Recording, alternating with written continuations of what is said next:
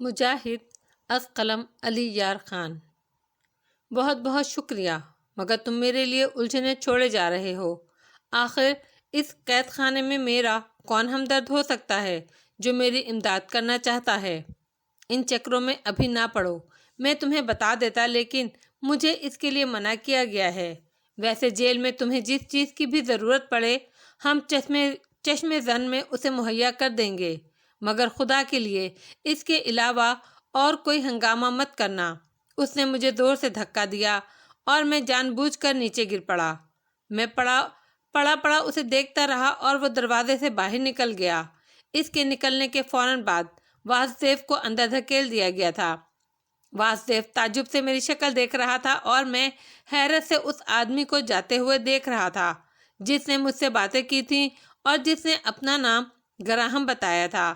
واسدیو نے میرے شانے پر ہاتھ رکھ کر کہا، قصہ کیا تھا؟ یہ شخص تم سے کیا پرکاش رکھتا ہے؟ میں نے گردن گھما کر واسدیو کی شکل دیکھی۔ معصوم صورت یہ آدمی اپنے قید خانے سے میرے لیے پیغامات بھیجتا رہا تھا، کھانے پینے کی چیزیں بھیجتا رہا تھا۔ حالات کچھ بھی ہوں، یہ قابل اعتماد تھا اور میں اس کے اعتماد کو دھوکہ نہیں دینا چاہتا تھا۔ کوئی غلط بات کرنے کو میرا جی نہ چاہا تو میں نے آہستہ سے کہا، یہ میرا دشمن نہیں، دوست تھا۔ کیا مطلب؟ کیا یہ گھونسے مار مار کر دوستی نبھا رہا تھا؟ ہاں، اس نے دوسرے لوگوں کو دکھانے کے لیے میرے ساتھ بدسلوکی کی تھی، لیکن در حقیقت وہ کچھ اور ہی کہہ رہا تھا۔ کیا؟ واسدیو نے متعجبانہ انداز میں پوچھا۔ اس نے کہا تھا، مجھے یہاں تمام سہولتیں فراہم کرنے کی کوشش کی جائے گی اور اس دوران میں فرار کا کوئی منصوبہ نہ بناؤں۔ یہ باتیں اس نے کہی تھیں؟ ہاں، اور اس نے یہ بھی کہا تھا کہ فرار کے لیے مناسب موقع وہ خود تلاش کرے گا اور مجھے اس کے بارے میں بتائے گا۔ واسدیو کے چہرے پر خوشی کے آثار نمودار ہو گئے۔ اس نے آہستہ سے کہا، جب تم فرار ہونا علی تو مجھے نہ بھول جانا۔ میں اس زندگی کو صرف اسی لیے کاٹ رہا ہوں کہ فرار کا کوئی موقع مل جائے۔ نہ صرف تمہیں بلکہ رچرڈ کو بھی نہیں بھولوں گا واسدیو۔ اس کے علاوہ جو کوئی بھی ہماری وجہ سے یہاں سے نکل سکا ہمیں خوشی ہوگی، مگر یہ تمہارا دوست کیسے بن گیا؟ اب یہ بات خدا ہی جانے، میں نے آہستہ سے کہا۔ خود میری سمجھ میں نہیں آ رہا تھا کہ اس قید خانے میں میرا ہمدرد کون پیدا ہو گیا یا کس نے اس شخص کو میری مدد پر مجبور کیا۔ اگر وہ میرا نام لے کر نہ پکارتا تو میں سمجھتا کہ شاید کسی غلط فہمی کا شکار ہے، لیکن کیا تنظیم آزادی فلسطین کے بااثر ارکان کو میری گرفتاری اور یہاں قید کے بارے میں معلومات حاصل ہو چکی ہیں؟ اس بات کے امکانات تو تھے، کیونکہ مجھے یقین تھا کہ مسٹر ایڈلر نے اپنی زبان بند نہیں رکھی ہوگی اور میرے بارے میں مفصل تفصیلات فراہم کر دی ہوں گی، لیکن یہاں اسپین کے ان علاقوں میں بھلا یہ کیسے ممکن تھا کہ تنظیم آزادی فلسطین کے آدمی اپنا رسر و رسوخ استعمال کر کے میرے لیے آسانیاں فراہم کرتے؟ پھر یہ کیا قصہ تھا؟ لیکن دماغ کھپانے سے کوئی فائدہ نہیں تھا۔ ظاہر ہے مجھے اس کا جواب نہیں مل سکتا تھا۔ میری آس پاس تقریباً سب قیدیوں سے سلام دعا ہو چکی تھی۔ ویسے دلچسپ بات یہ تھی کہ یہ علاقہ خطرناک ہونے کے باوجود اس قدر خطرناک نہیں ثابت ہوا تھا، کیونکہ یہاں موجود قیدی کسی قدر مہذب تھے۔ میں جانتا تھا یہ لوگ یوں ہی شوقیہ جیل کی ہوا کھانے نہیں چلے آئے ہوں گے۔ ان میں چور، نقب زن، اچکے، قاتل اور بدنام زمانہ اسمگلر بھی ہوں گے، لیکن مزے کی بات یہ تھی کہ ہر نسل اور ہر رنگ کے ہونے کے باوجود ان میں بڑی یگانیت تھی۔ ان میں سے اکثر فرار کے منصوبے بناتے رہتے تھے۔ یہاں یا تو وہ کوئی سزا کاٹ رہے تھے یا سزا پانے کے انتظار میں گل سڑ رہے تھے، لیکن ان کے ذہنوں میں یہ خیال تھا کسی نہ کسی دن یہاں سے نکل جائیں گے۔ جیل کی چار دیواری پر رات کے وقت طاقتور بلب روشن رہتے۔ ہر کونے میں ٹاور پر ایک سنتری چوکس کھڑا رہتا۔ گرجا کے دروازے کے قریب یارڈ میں دوسرے اور سنتری بھی متعین ہوتے جو غیر مسلح ہوتے۔ قیدیوں کے کھانے کے لیے جو چیز یہاں بھیجی جاتی وہ اچھی خاصی عمدہ ہوتی تھی، لیکن اس کے علاوہ بھی باہر سے کچھ لوگ یہاں کھانے پینے کی چیزیں فروخت کرنے کے لیے آتے رہتے تھے۔ ان میں کافی، جوس، سنترے، اناناس وغیرہ شامل تھے۔ آئے دن کوئی نہ کوئی سامان فروخت کرنے والا کسی نہ کسی کا نشانہ بن جاتا۔ اس سے پہلے کہ اس غریب کو کچھ علم ہوتا، اس کے منہ پر کس کر رومال باندھا جاتا اور پھر اس کے چیخنے چلانے سے پہلے اس کی گردن میں چاقو پیوست کر دیا جاتا۔ ادھر اس کی گمشدگی سے اور ادھر اس کا سامان لوٹ چکا ہوتا۔ اس کا نتیجہ خواہ کچھ بھی ہو، اکثر قیدی کو میں نے جیل کے احاطے میں کوڑے کھاتے ہوئے دیکھا تھا۔ وہ اس وقت تک پٹتے رہتے جب تک بے ہوش ہو کر گر نہ جاتے، ان کی کھالیں بدن سے اتر نہ جاتی، مگر ہمارے ان پنجروں کی جانب ایسی کوئی بات نہیں ہوئی تھی۔ کافی دن گزر گئے، میں نے اپنی کہانی واسطیف اور رچرڈ کو سنا دی تھی اور انہیں ہدایت کر دی تھی کہ یہ کہانی عام نہ ہو، ورنہ ہمارے ہمدرد ہمیں وہ سہولتیں فراہم نہیں کر سکیں گے جو انہوں نے کرنی تھی۔ یہ حقیقت تھی کہ ہمارے لیے جو کھانا آتا تھا وہ دوسرے کھانوں سے مختلف ہوتا تھا۔ ضرورت کی تمام چیزیں ہمیں مہیا کر دی جاتی تھیں۔ ہمارے پنجے میں جو افراد تھے انہیں بھی یہ تمام چیزیں دی جاتی تھیں کہ وہ ہمارے اور اپنے درمیان کوئی فرق محسوس نہ کریں۔ ظاہر ہے یہ کام گراہم ہی کر رہا تھا، البتہ اس دوران میں اس نے مجھ سے ملاقات کی کوئی کوشش نہیں کی تھی۔ لیکن ایک دن یہ کام بھی ہو گیا۔ شام کے تقریباً 6 بج رہے تھے۔ 3-4 سپاہی آئے۔ انہوں نے پنجے کا دروازہ کھول کر مجھے قریب آنے کا اشارہ کیا۔ قریب پہنچا تو ان میں سے ایک نے کہا، تمہیں مسٹر گراہم بلاتے ہیں۔ میں کان دبا کر ان کے ساتھ ہو لیا۔ ظاہر ہے کوئی گڑبڑ ہونے کا سوال پیدا نہیں ہوتا تھا۔ مجھے گرجا سے ملحق ایک عمارت میں پہنچا دیا گیا جس کے ایک بڑے سے کمرے میں گراہم موجود تھا۔ وہ ایک میز کے گرد پڑی ہوئی کرسی پر بیٹھا تھا۔ سامنے 2 کرسیاں اور بھی پڑی تھیں۔ اس نے ادھر ادھر دیکھ کر مجھے کرسی پر بیٹھنے کا اشارہ کیا اور پھر آہستہ سے بولا، مسٹر علی، اتفاق کی بات ہے میں تقریباً 15 دن کے لیے باہر جا رہا ہوں۔ تمہارے بارے میں اب تک جو کچھ میں نے سوچا تھا، میرے اس اچانک پروگرام نے سب گڑبڑ کر دیا ہے۔ تاہم میں تم سے درخواست کرتا ہوں کہ کوئی ایسی حرکت مت کرنا جو میرے راستے میں رکاوٹ بن جائے۔ میں تمہارے یہاں سے فرار کے منصوبہ بندی کر رہا ہوں۔ اگر کوئی بہتر موقع ملتے ہی تمہیں یہاں سے نکال دوں گا۔ کیا آپ مجھے اب بھی یہ نہیں بتائیں گے مسٹر گراہم کہ آپ کو مجھ سے ہمدردی کرنے پر کس نے آمادہ کیا ہے؟ وہ نام جان کر تمہیں کوئی خاص فائدہ نہیں ہوگا۔ ویسے اگر تم چاہو تو میں تمہیں بتائے دیتا ہوں۔ مسٹر ایڈلر ہمارے سرپرست ہیں۔ انہوں نے ہی خصوصی ذرائع سے کام لے کر تمہارے لیے آسانیاں فراہم کرنے کی کوشش کی ہے۔ گراہم کی زبانی ایڈلر کا نام سن کر میں شرمندہ رہ گیا، گویا اس شخص کو یہ بھی علم ہو چکا تھا کہ میں آئیدوش کے قید خانے میں بھیج دیا گیا ہوں۔ پتہ نہیں اس کی اصلیت کیا تھی اور اس کے معلومات کے ذرائع کیا تھے۔ میرے لیے مسلسل کوششوں میں مصروف تھا وہ۔ بہرحال اس بات سے مجھے ذرا اطمینان ہو گیا کہ جب ایڈلر کو یہاں تک میرے بارے میں معلومات حاصل تھیں تو پھر تنظیم آزادی فلسطین کے ارکان کو بھی اس بات کا علم ہوگا کہ میں کہاں قید ہوں۔ ممکن ہے میری رہائی کے لیے وہ ایسی منصوبہ بندی کر رہے ہوں جس کے تحت میرا یہاں رہنا ضروری ہو۔ ممکن ہے مسٹر ایڈلر نے اس میٹنگ میں شرکت کر لی ہو اور وہیں پر میرے سلسلے میں بھی ضروری معلومات طے ہو گئی ہوں۔ ہر چند کہ ابھی اتنا وقت نہیں گزرا تھا کہ یہ تمام کارروائیاں اتنی برق رفتاری سے ہو جاتی۔ تاہم مسٹر ایڈلر کا ہدایت نامہ یہاں کسی بھی ذریعے سے پہنچ گیا تھا۔ یہی کیا کم بات تھی؟ اس سے میں یہ اندازہ لگا سکتا تھا کہ میرے ساتھی میری طرف سے غافل نہیں ہیں۔ مسٹر ایڈلر خواہ کسی ملک سے تعلق رکھتے ہوں، تنظیم آزادی فلسطین کے ہمدردوں میں سے تھے اور اس میٹنگ کو کامیاب بنانے کے لیے اپنی خدمات وقف کر چکے تھے۔ وہ مکمل طور پر قابل بھروسہ تھے۔ اگر انہوں نے گراہم کو میرے لیے مخصوص کیا ہے تو اس کا مطلب ہے مجھے بھی اسے مکمل طور پر تعاون کرنا چاہیے۔ چنانچہ میں صبر و سکون سے گراہم کی واپسی کا انتظار کرتا رہا۔ ویسے تو میرے ذہن میں فرار کے لیے کوئی خاص منصوبہ تھا بھی نہیں، لیکن دوسرے قیدی جو میرے اطراف میں بکھرے تھے سبھی دن رات اس چکر میں رہتے تھے کہ کسی طرح یہاں سے فرار ہونے کا موقع مل جائے، ورنہ طرح طرح کی سازشیں سننے میں آتی تھیں۔ ہر چند کہ ان سازشوں کی تفصیلات محافظوں کے کانوں تک نہیں پہنچتی تھی، بلکہ قیدی بڑی احتیاط کے ساتھ اور نہایت مخلصانہ طور پر ایک دوسرے کے راز کو راز رکھتے تھے۔ قیدیوں کی پارٹیاں بنی ہوئی تھیں اور ان پارٹیوں کا ایک ایک سربراہ چن لیا گیا تھا۔ یہ تمام پارٹیاں اپنے اپنے طور پر فرار کے متعدد منصوبے بناتی رہتی تھیں۔ ہمیں پوری طرح نگاہوں میں رکھا جاتا تھا چونکہ ہم خطرناک قیدیوں والے حصے میں تھے۔ اس کے باوجود میں نے محسوس کیا تھا کہ صرف ضمنی کارروائیوں کے طور پر ہم پر اتنی گہری نگاہ رکھی جاتی ہے۔ ہاں، ہم اپنے احاطے سے اگر چوری چھپے باہر نکلنے کی کوشش کرتے تو ظاہری بات ہے اس کے بعد وہ لوگ ہمیں نظر انداز نہیں کر سکتے تھے۔ عام حالات میں کوئی خاص کڑی نگاہ نہیں رکھی جاتی تھی، بلکہ یہ کہنے میں مجھے کوئی عار نہیں کہ یہاں کا ماحول آئی دوش کی اس برانچ سے کہیں بہتر تھا جس میں کچھ عرصہ قبل مجھے رکھا گیا تھا۔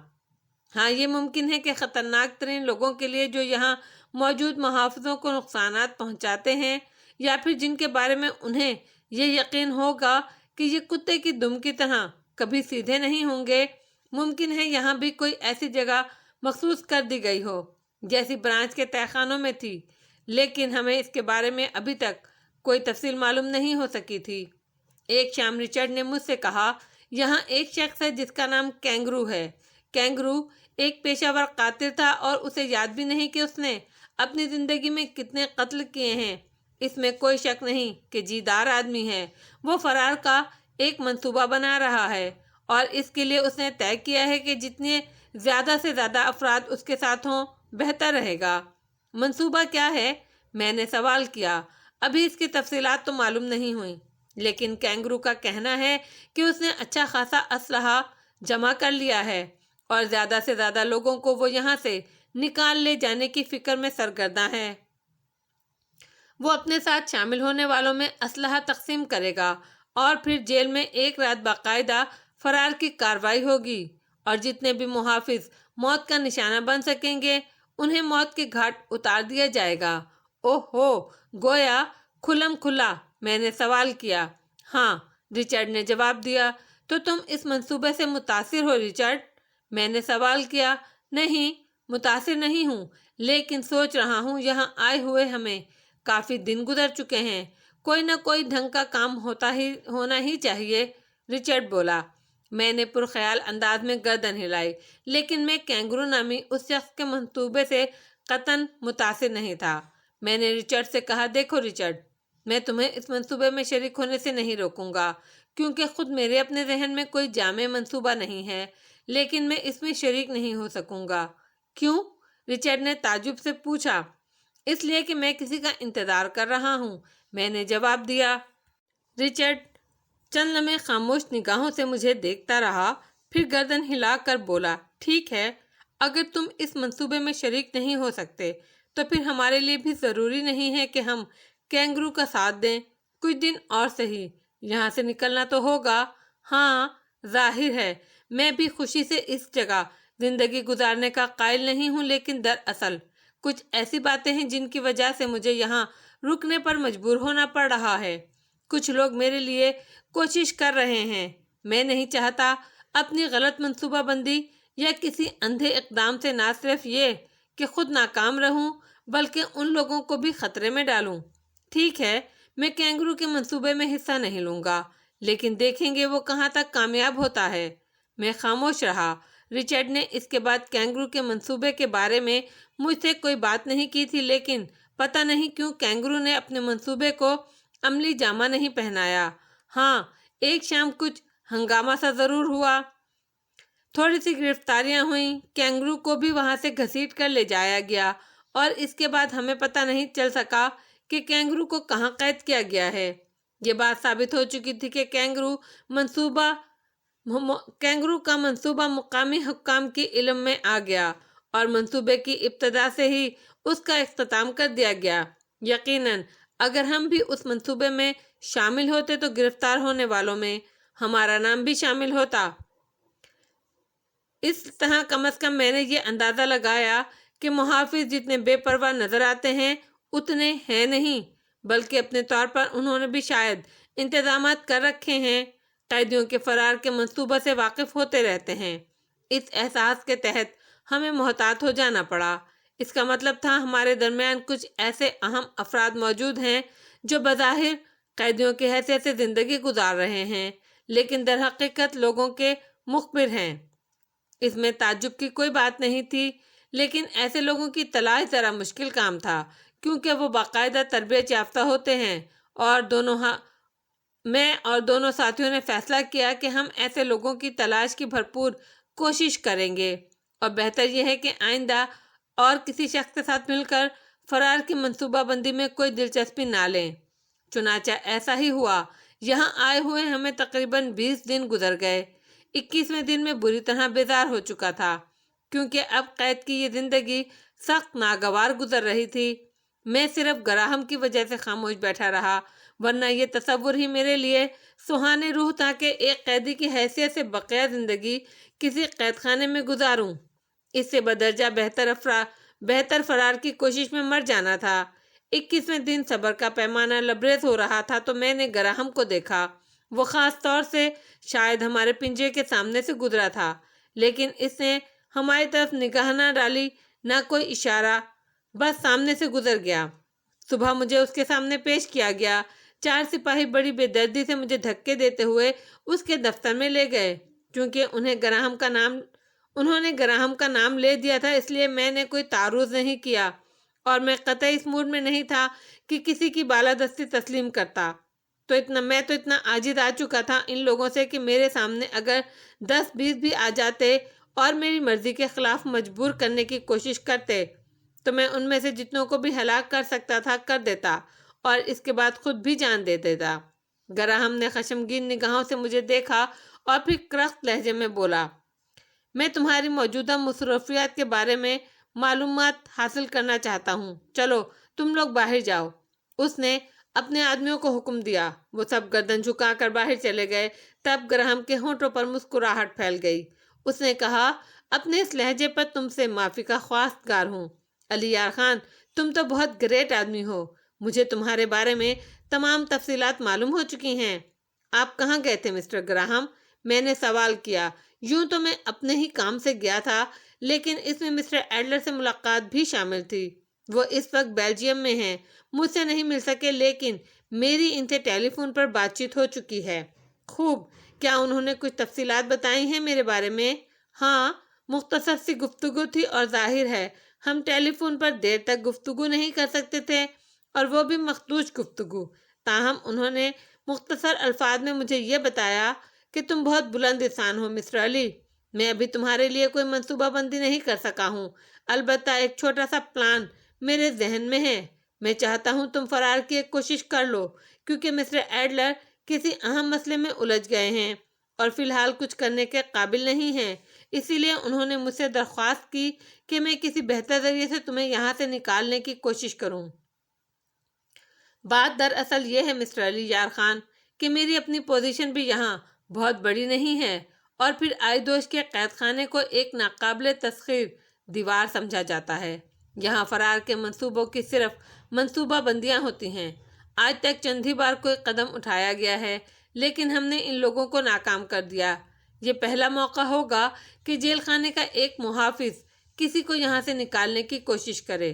بہتر یہ ہوگا کہ تم اپنے ساتھ چند ایسے لوگوں کو ملا لو جن پر تمہیں یقین ہو کہ وہ تمہارے لیے کارآمد ہوں گے۔ زیادہ بھیڑ بھاڑ تمہارے لیے خطرناک ہوگی۔ فرار کے اس چھوٹے سے منصوبے کی تفصیلات میں تمہیں بتائے دیتا ہوں، اس پر غور کر لینا، اور اپنے ساتھ جن لوگوں کو ملانا چاہو ان کی تفصیلات مجھے بتا دینا۔ دراصل بات یہ ہے کہ اس منصوبے کی کامیابی کا مجھے خود بھی یقین نہیں ہے، لیکن بطور تجربہ ایسا کر لیا جائے تو بہتر ہوگا۔ بعد میں حالات میں سنبھال لوں گا، چونکہ اگلے 1 مہینے کے لیے مجھے اس علاقے کا چارج مل رہا ہے۔ میں جانتا ہوں اگر تم فرار ہونے میں کامیاب ہو گئے تو مجھے معطل کر دیا جائے گا، لیکن مسٹر ایڈلر سے میری یہ بات بھی ہو چکی ہے۔ تفصیل میں جانا بیکار ہے، میں تمہیں صرف منصوبے کی تفصیلات بتاتا ہوں۔ تقریباً 10 منٹ تک مختصر ترین الفاظ میں گراہم مجھے اس منصوبے کی تفصیلات بتاتا رہا۔ میں نے پرخیال انداز میں گردن ہلائی۔ چونکہ آئیدوش کا ایک محافظ خود مجھے یہ مشورہ دے رہا تھا، اس لیے میں اسے دوسری تمام ترکیبوں سے زیادہ اہم سمجھتا تھا۔ میں نے اس سے کہا، میں اپنی طرف سے انتہائی کوشش کروں گا، اور ممکن ہے اس کارروائی پر بہت تیزی سے عمل کر ڈالوں، لیکن اس کے ساتھ ہی مجھے ان افراد کی فہرست دینا مت بھولنا جنہیں تم اپنے ساتھ لے جانا چاہتے ہو۔ میرے ساتھ صرف 2 آدمی ہیں، تیسرے آدمی کی گنجائش ذرا مشکل سے نکلتی ہے، تاہم اگر کوئی مل سکا تو میں اسے ضرور تلاش کر لوں گا۔ اور وہ 2 آدمی کون ہیں؟ ان میں سے ایک کا نام ریچرڈ اور دوسرے کا واسدیو ہے۔ میں سمجھ گیا، یہ وہی لوگ ہیں نا جو تمہارے ساتھی برانچ سے یہاں لائے گئے ہیں؟ ہاں وہی ہیں۔ ٹھیک ہے، لیکن میرے اس منصوبے میں 4 آدمی فٹ آتے ہیں۔ بہتر یہ ہوگا 1 آدمی اور تم تلاش کر لو۔ ویسے تمہیں اس تبدیلی پر کوئی اعتراض تو نہیں ہوگا؟ میرا مطلب ہے تمہارے جذبات تو مجروح نہیں ہوں گے؟ نہیں، یہ صرف ضرورت کے تحت ہوگا، اس لیے میں اوپری دل سے وقتی طور پر اسے مان لوں گا۔ ظاہر ہے مجھے اپنے دین اور مذہب سے اتنا لگاؤ ہے کہ میں اسے تبدیل کرنے کے بارے میں سوچ بھی نہیں سکتا۔ یہ تو ایک چھوٹا سا پروگرام ہے، اس میں مذہب کی تبدیلی کا کیا سوال پیدا ہوتا ہے؟ اچھا، میں سپاہیوں کو بلا رہا ہوں، میرے پاس زیادہ دیر رکنا مناسب نہیں ہے۔ بہتر ہے اپنے چہرے پر 1 آدھ نشان بنا لو تاکہ یہ اندازہ ہو کہ میں نے تم پر تشدد کیا ہے۔ میں نے اس کی ہدایت کے مطابق اپنے چہرے پر 2-4 تمانچے لگائے، چیخنے دھاڑنے کی آوازیں منہ سے نکالیں اور پھر گراہم کی دھاڑ ابھری۔ اس نے اپنے آدمیوں کو آواز دی، اسے لے جاؤ اور بند کر دو۔ اس نے غصے سے ہانپتے ہوئے کہا، یہ صرف اداکاری تھی۔ ان 4 نے مجھے پکڑ لیا اور اسی طرح گھسیٹتے ہوئے پنجرے میں لے گئے۔ دروازہ کھول کر انہوں نے مجھے اندر دھکا دے دیا۔ رچرڈ اور واسدیو اضطراب میں کھڑے ہو گئے اور میرے نزدیک آ کر چہرے پر بنے تاثرات دیکھنے لگے۔ ان کی آنکھوں میں کرب کے آثار آنے لگے تھے۔ تو تمہارے ساتھ بدسلوکی کی گئی ہے؟ رچرڈ نے بھاری لہجے میں کہا، لیکن میرے ہونٹوں پر مسکراہٹ دیکھ کر وہ کس قدر حیران ہو گیا۔ تم مسکرا رہے ہو؟ وہ آہستہ سے بولا۔ مطمئن رہو رچرڈ، ایسی کوئی بات نہیں ہے، میں تمہیں تفصیل بتا دوں گا۔ میں نے آہستہ سے کہا، دن کے بقایا حصے میں انہیں میں نے اس بارے میں کچھ نہیں بتایا۔ رات کو جب ہم تمام معاملات سے فارغ ہونے کے بعد قریب لیٹ گئے تو میں نے رچرڈ کو ساری بات تفصیل سے بتا دی۔ تم خواہ پریشان ہو رہے تھے، میرے لیے ایسی کوئی بات نہیں ہے میرے دوست۔ میں مختصراً تمہیں بتا چکا ہوں کہ یہاں ایک شخص میرا ہمدرد بن گیا ہے، اس کا نام گراہم ہے اور وہ یہاں آفیسر انچارج نمبر 2 ہے۔ لیکن یوں محسوس ہوتا ہے جیسے اس قید خانے کے معاملات کے نگران بہت سے لوگ ہیں اور کسی ایک خاص آدمی کو یہاں مکمل اختیارات حاصل نہیں ہیں۔ مقصد کہنے کا یہ ہے کہ ہر شخص ایک دوسرے کو جواب دہ ہے۔ مسٹر گراہم کو میرے کچھ ایسے ہمدردوں نے میرے ساتھ رعایت کرنے پر آمادہ کر لیا ہے جن کا تعلق طویل عرصے تک مجھ سے رہا ہے۔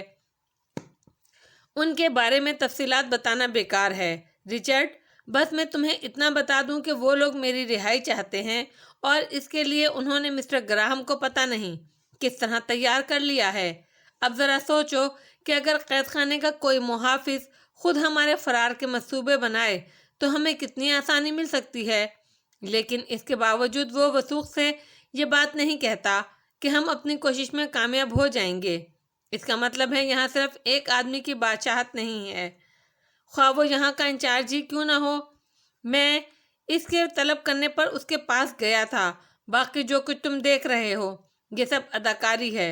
اگر تمہیں میرے چہرے پر کچھ نشانات نظر آ رہے ہیں تو یہ جان لو یہ نشانات میں نے اپنے ہاتھوں ہی سے بنائے ہیں، صرف اس کی پوزیشن محفوظ رکھنے کے لیے۔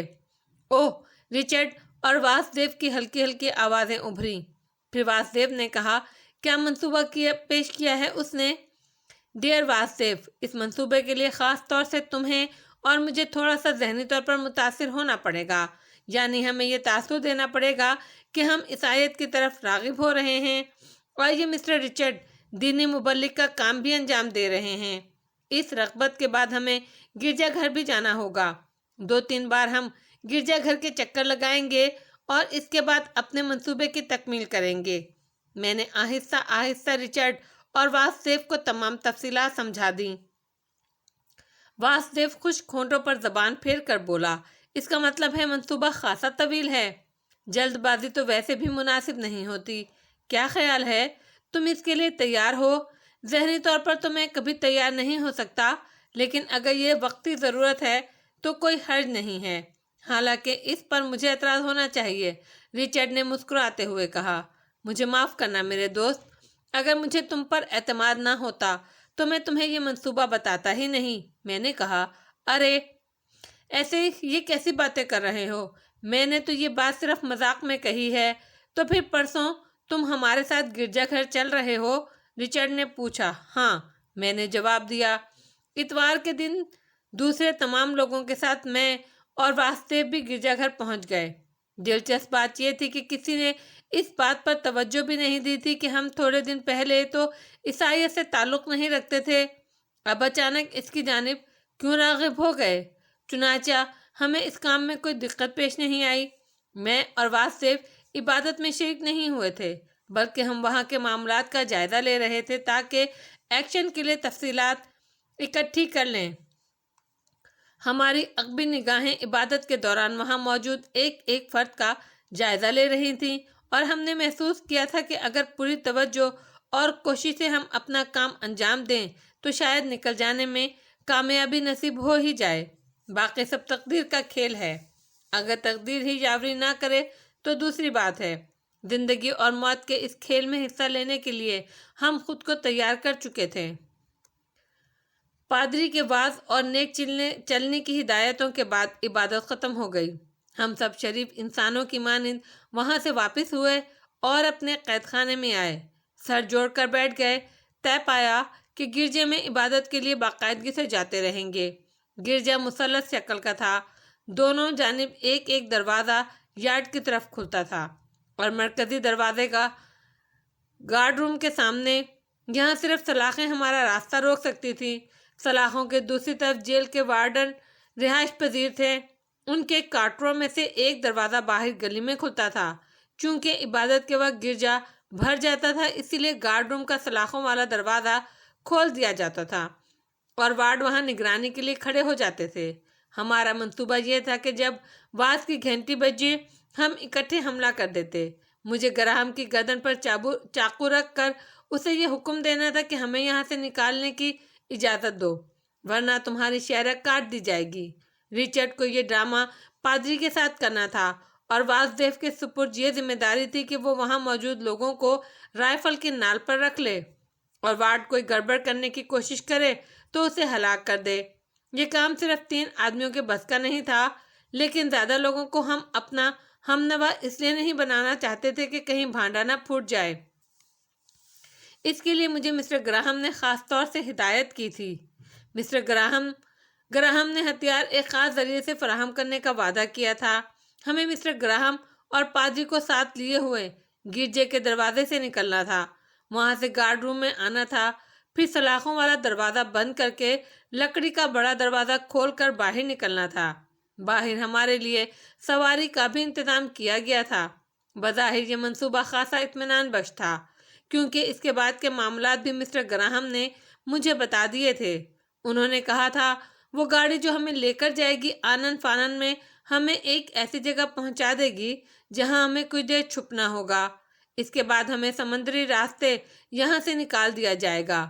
میں نے 2 ہفتے گرجا میں جا کر تمام صورتحال کا اچھی طرح جائزہ لے لیا۔ پھر ایک دن غالباً بدھ تھا، وہ جب مسٹر گراہم نے مجھ سے اپنے مخصوص انداز میں گفتگو کی۔ ان کا چہرہ پرجوش تھا۔ تنہائی ملتے ہی انہوں نے مجھ سے نرم لہجے میں کہا، کیا آپ فرار کے منصوبے کا اچھی طرح جائزہ لے چکے ہیں مسٹر علی؟ ہاں، کیا آپ اس منصوبے کو مکمل پاتے ہیں؟ بظاہر اس میں کوئی خامی نظر نہیں آتی، سوائے اس کے کہ گرجے سے نکلنے کے بعد ہمیں کوئی مناسب سواری مل جائے اور وہ ہمیں کسی ایسی جگہ پہنچا دے جہاں ہم وقت مقررہ تک روپوش ہو سکیں۔ میں پچھلے کچھ دنوں سے اسی پر غور کر رہا تھا، اور میں نے محسوس کیا ہے کہ حالات کا مقابلہ کرنے کے لیے صرف 3 آدمی کافی نہیں ہوں گے۔ اگر کچھ اور لوگ بھی اس میں شریک ہو جائیں تو ان محافظوں کو کنٹرول کیا جا سکتا ہے جو وہاں موجود رہتے ہیں اور مسلح ہوتے ہیں۔ اگر کچھ محافظ جان پر کھیلنے کے لیے تیار ہو گئے تو پھر مشکلات پیش آ جائیں گی۔ ہر چند کہ میں انہیں حکم دوں گا کہ وہ ہتھیاروں کا استعمال نہ کریں، لیکن اگر کسی نے یہ کام کر ہی ڈالا تو پھر کیا ہوگا؟ آپ اس سلسلے میں جتنا مناسب سمجھتے ہیں مسٹر گراہم، میں اس کے لیے تیار ہوں۔ افسوس تو یہی ہے کہ نامناسب آدمی کو اس پروگرام میں شرکت کر کے سب کے لیے نقصان دہ ہوگی۔ تاہم بہتری یہی ہے کہ تم اپنے ساتھیوں میں اضافہ نہ کرو، جیسا آپ پسند کریں۔ تو پھر آج بدھ ہے، اتوار کو تم اپنے اس منصوبے کی تکمیل کر رہے ہو۔ میں اس میں زیادہ وقت بھی نہیں لینا چاہتا۔ چونکہ یہ کام میں اسی عرصے میں مکمل کرنا چاہتا ہوں جب تک میرے اختیارات دوسرے لوگ نہ سنبھال لیں۔ اگر تمہارا یہ منصوبہ کامیاب نہ ہو سکا تب بھی میں تمہیں ایسا کوئی نقصان نہیں پہنچنے دوں گا جس سے تمہیں کوئی جسمانی تکلیف ہو۔ میں نے اس کے لیے بھی انتظامات تقریباً مکمل کر لیے ہیں۔ ٹھیک ہے، میں اتوار کو اس منصوبے پر عمل کرنے کے لیے تیار ہوں۔ بہتر یہ ہوگا کہ اپنے ساتھیوں سے بھی مشورہ کر لو، گراہم نے کہا۔ نہیں، اس کی ضرورت نہیں، وہ مجھ سے کسی طور بھی اختلاف نہیں کریں گے۔ بس تو پھر ٹھیک ہے، تمہیں ایک مخصوص ذریعے سے اسلحہ فراہم کر دیا جائے گا، تم اسے صحیح طور پر پوشیدہ کر لینا۔ میں نے گردن ہلا دی، پھر مجھے واپس میرے پنجرے میں پہنچا دیا گیا۔ اسی رات کو میں نے رچرڈ اور واسودیو کو اپنا منصوبہ بتا دیا۔ دونوں اب تک فرار کی کوششوں کے لیے بڑے پرجوش نظر آتے تھے، لیکن اس منصوبے کو سن کر ان کے ہاتھ پاؤں پھول گئے۔ رچرڈ نے آہستہ سے کہا، کیا یہ منصوبہ پایۂ تکمیل کو پہنچ سکے گا؟ میں تمہیں بتا چکا ہوں کہ اگر نہ بھی پہنچ سکا تو کوئی حرج نہیں، ہم نئی کوشش کریں گے۔ کیا واقعی ہم اس قابل رہ جائیں گے کہ فرار کی نئی کوشش کر سکیں؟ واسودیو بولا، بھائی تم دونوں کی یہ گفتگو میرے لیے ذرا تکلیف دہ ہے۔ میں تو یہ سمجھ رہا تھا کہ تم خوشی سے اچھل پڑو گے اور اتوار کے دن کا انتظار بمشکل تمام کرو گے۔ اس میں کوئی شک نہیں ہے، بس یوں سمجھو ذرا عجیب سا محسوس ہو رہا ہے۔ البتہ اگر تم لوگ پسند کرو تو ایک کام ضرور کر لو، رچرڈ نے کہا۔ وہ کیا؟ پادری پر تشدد کرنے کے لیے میرا انتخاب نہ کرو۔ ہر چند کہ میں مذہبی آدمی نہیں ہوں، یہ خوف میرے دل میں رہے گا کہ کہیں پادری کو نقصان پہنچانے کی کوشش میں مجھے کوئی نقصان نہ پہنچ جائے۔ تو پھر ٹھیک ہے، یہ کام واسودیو کر لے گا۔ ہاں ٹھیک ہے، میں یہ کام بآسانی کر لوں گا، واسودیو نے کہا، اور رچرڈ مسکراتی نگاہوں سے اسے دیکھنے لگا۔ مجھے اس گناہ کا احساس ہو رہا ہے کہ یہ بات میرے علم میں ہوگی، لیکن میں اس سلسلے میں کچھ کر نہیں سکوں گا۔ مسٹر رچرڈ، اب تم زیادہ مذہبی بننے کی کوشش مت کرو۔ جان بچانی ہے تو تمہیں اس منصوبے پر عمل کرنے کے لیے ہمارا ساتھ دینا ہوگا۔ ارے تو اس سے انکار کون کر رہا ہے؟ رچرڈ نے ہنستے ہوئے کہا۔ مسٹر گراہم نے اس سلسلے میں جو انتظامات کیے تھے وہ واقعی دلچسپ تھے۔ جمعرات کے دن پھل اور دیگر چیزیں فروخت کرنے والا ایک شخص ایک بڑا سا خوانچہ لیے ہوئے ہمارے پنجرے کے نزدیک پہنچ گیا اور وہیں گھوم پھر کر چیزیں فروخت کرنے لگا۔ اس کے بعد نگاہیں بچا کر اس نے اپنے سامان میں سے ایک جدید ترین ساخت کی رائفل اور ہمارے پنجرے میں ڈال دی۔ میں نے رائفل دیکھتے ہی حیرت زدہ ہوئے بغیر اس پر اپنا کمبل ڈال دیا اور پھر دوسروں کی نگاہ بچا کر وہ رائفل سنبھال لی۔ رچرڈ اور واسودیو میری یہ حرکت دیکھ رہے تھے، باقی لوگ اس طرف متوجہ نہیں تھے۔ آج ہمیں صرف ایک ہی رائفل ملی تھی جبکہ ہمیں 3 رائفلوں کی ضرورت تھی۔ رائفل بھری ہوئی تھی اور اس میں باقاعدہ میگزین استعمال ہوتا تھا۔ بہرطور اس کی حفاظت کی ذمہ داری بھی ہم پر عائد ہو گئی تھی اور اس کے لیے طے یہ پایا کہ ہم کوئی بھی کام کریں ہم میں سے ایک شخص اس رائفل پر دھرنا جمائے بیٹھا رہے گا۔ چنانچہ یہی ہوا، باری باری ہماری ڈیوٹیاں لگتی تھیں۔ دوسرے دن ہمیں 2 رائفلز اور ملی اور اس کے ساتھ ہی فالتو ایمونیشن بھی ملا۔ رائفلیں سپلائی کرنے والے نے یہ خیال رکھا تھا کہ وہ ایسے وقت ہمیں یہ رائفل دے جب کوئی دوسرا اس کی طرف متوجہ نہ ہو۔ یہ شخص وہی تھا جس نے پہلے دن بھی ہمیں رائفل مہیا کی تھی، اسی لیے میں نے اسے فوراً پہچان لیا۔ بہرطور ان تینوں رائفلوں کی حفاظت شدید جانفشانی سے کی گئی اور ہم ایک ایک لمحہ انتظار کرتے رہے۔ ہم لوگ اپنی اس تکنیک پر عمل کر رہے تھے، یعنی ایک آدمی اس کمبل پر سر رکھے ہمیشہ لیٹا رہتا جس کے نیچے رائفلیں پوشیدہ تھیں۔ کسی کو بھی ہم نے اس بات کا شبہ نہیں ہونے دیا تھا۔ ویسے رائفلوں کو اپنے لباس میں چھپا کر گرجا گھر لے جانے میں بھی ایک مسئلہ تھا، لیکن فرار ہونا کوئی آسان کام تو تھا نہیں کہ اس کے بغیر کسی دقت کے انجام دیا جا سکتا۔ یہاں تک کہ وہ دن آ گیا جب ہمیں اپنے منصوبے کی تکمیل کرنا تھی، یعنی اتوار۔ صبح ہی سے میں اور واسودیو اور رچرڈ پوری طرح تیار تھے۔ ہم نے دھلے ہوئے صاف لباس پہنے اور جو عبادت کے لیے جیل سے مہیا کیے جاتے تھے۔ ڈھیلے ڈھالے لباسوں میں رائفلوں کو چھپا لینا زیادہ مشکل کام ثابت نہ ہوا، سوائے اس کے کہ ہمیں ان کے لیے احتیاط رکھنی تھی۔ اس کے بعد ہم دھڑکتے دلوں کے ساتھ گرجا گھر کی جانب چل پڑے۔ گرجا گھر کے اندر پادری کی آواز ابھر رہی تھی، نیکیوں اور سچائیوں کے راستے سے بھٹک جانے والوں، خداوند کا مقدس کلام سنو، آؤ اور انسان کی اوقات پہچانو، آؤ کہ خدا تمہیں کبھی تشدد کی اجازت نہیں دیتا، آؤ اور سنو کہ انسان کے لیے کیا حقوق متعین کیے گئے ہیں۔ رچرڈ کے لیے خود پر قابو پانا مشکل ہو رہا تھا۔ واسدیو کی آنکھوں میں چمک تھی۔ میں نے بڑے سکون سے اپنی جگہ سنبھالی۔ میں نے دیکھا کہ گراہم سادہ لباس میں ایک کرسی پر بیٹھا ہوا ہے۔ مجھے اسی کو سنبھالنا تھا۔ چنانچہ میں اپنے لیے جگہ نکال کر دیوار کے سہارے کھڑا ہو گیا۔ رچرڈ میرے دائیں جانب تھا اور واسدیو پادری کے اتنے قریب تھا کہ جب ہم ایکشن میں آتے تو واسدیو کو پادری کو قبضے میں کرنے میں زیادہ دقت پیش نہ آتی۔ اس نے اپنی پوزیشن بہتر طور پر سنبھالی ہوئی تھی۔ ہم نے عبادت کے کپڑے پہنے ہوئے تھے، اس سے ہمیں یہ فائدہ بھی تھا کہ جیل سے نکلنے کے بعد ہم عام لوگوں میں گھل مل سکتے تھے اور بآسانی پہچانے نہیں جا سکتے تھے۔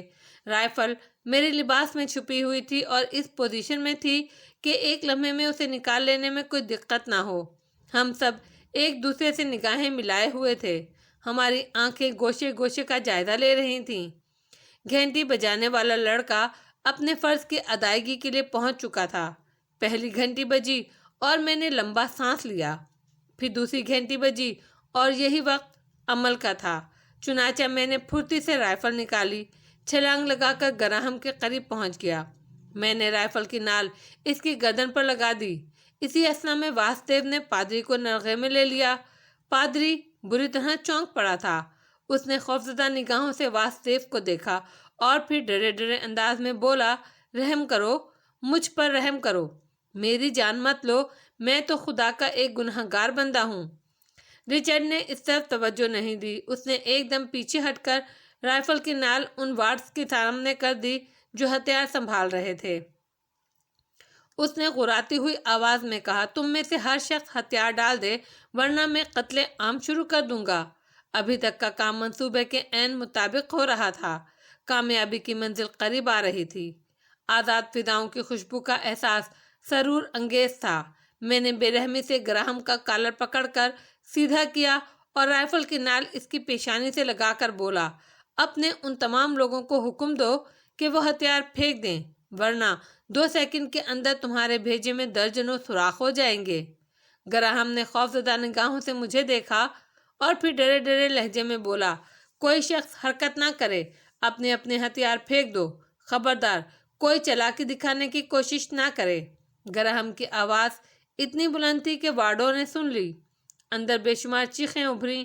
اس دوران ہم لوگ گراہم اور پادری کو دھکیلتے ہوئے کافی پیچھے لے گئے تھے۔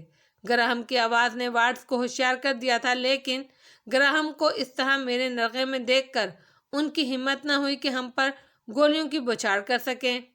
ہم تینوں کامیابی کے نشے میں چور آہستہ آہستہ پیچھے ہٹ رہے تھے کہ دفعتاً کسی طرف سے 2 رائفلیں گرجیں۔ واسدیو کے سینے اور کولہے میں 2 گولیاں لگی تھیں۔ پادری اس کے ہاتھ سے چھوٹ گیا۔ فائرنگ سے عبادت کرنے والوں میں سے 2 افراد زخمی ہو گئے تھے۔ گولیاں چلتے ہی زبردست بھگدڑ مچ گئی۔ بہت سے آدمیوں کا ایک ریلا مجھ سے ٹکرایا اور گراہم پر میری گرفت کمزور ہو گئی۔ گراہم ان لوگوں سے بچنے کے لیے بمشکل تمام اپنے آپ کو سنبھال سکا۔ اسی وقت وارڈ کا ایک گروہ رائفلیں تانے ہماری طرف لپکا۔ میں اور رچرڈ اب اس پوزیشن میں قطعاً نہیں تھے کہ اپنے بچاؤ کر سکتے۔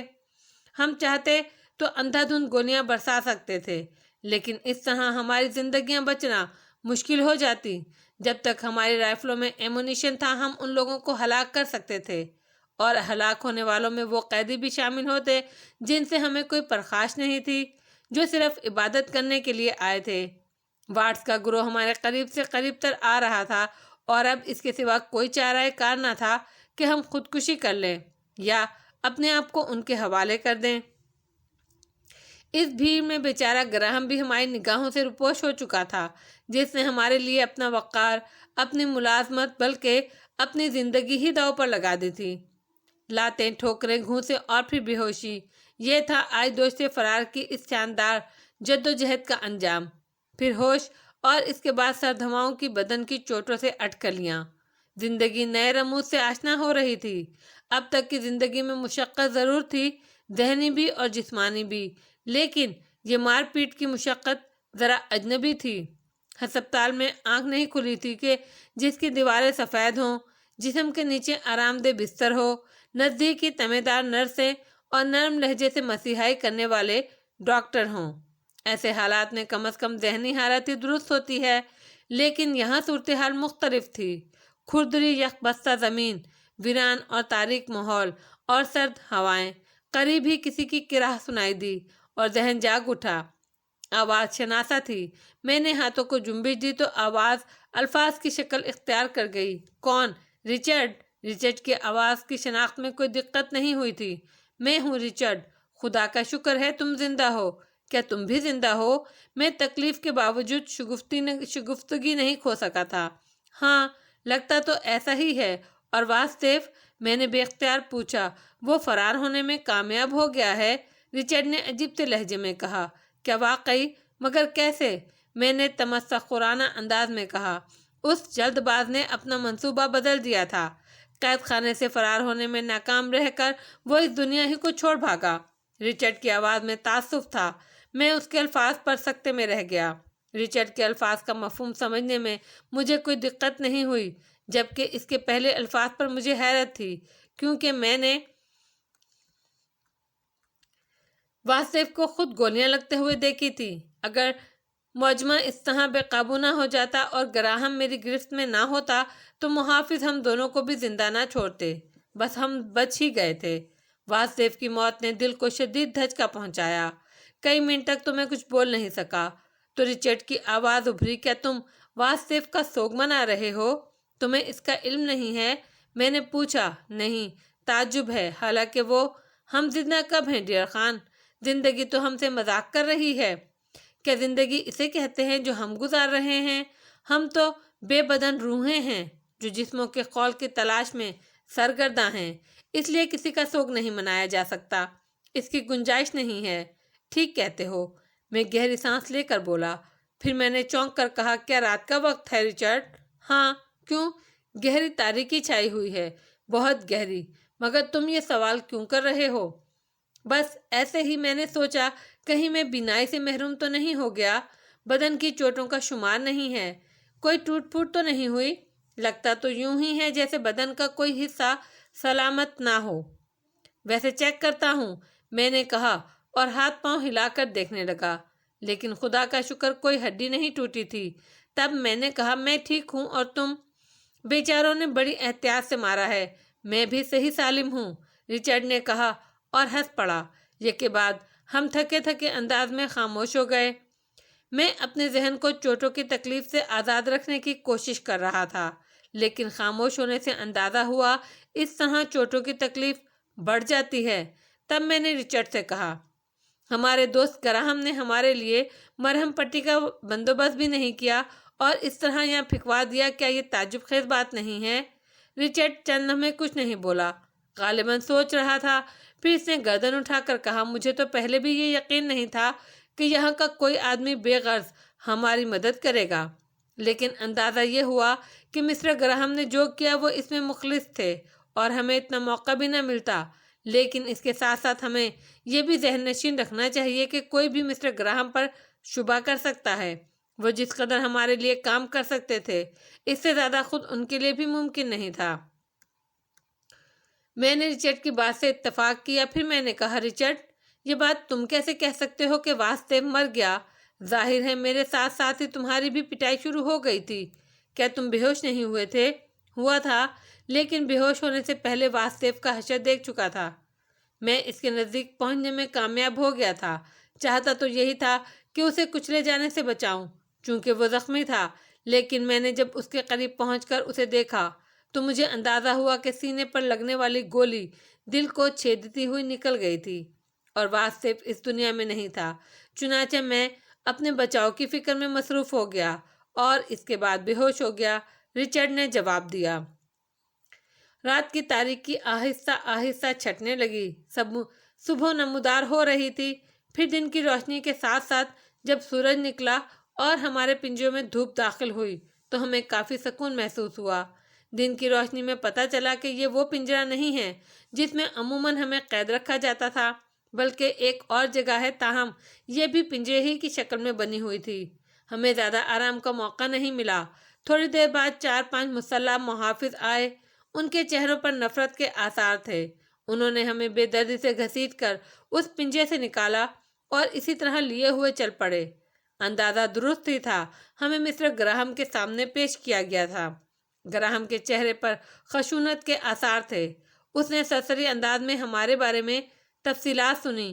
یہ صرف سرکاری کارروائی تھی، ورنہ وہ خود بھی ان تمام معاملات میں برابر کا شریک تھا، بلکہ اس کی زندگی بھی اتفاقیہ طور پر ہی بچ گئی تھی۔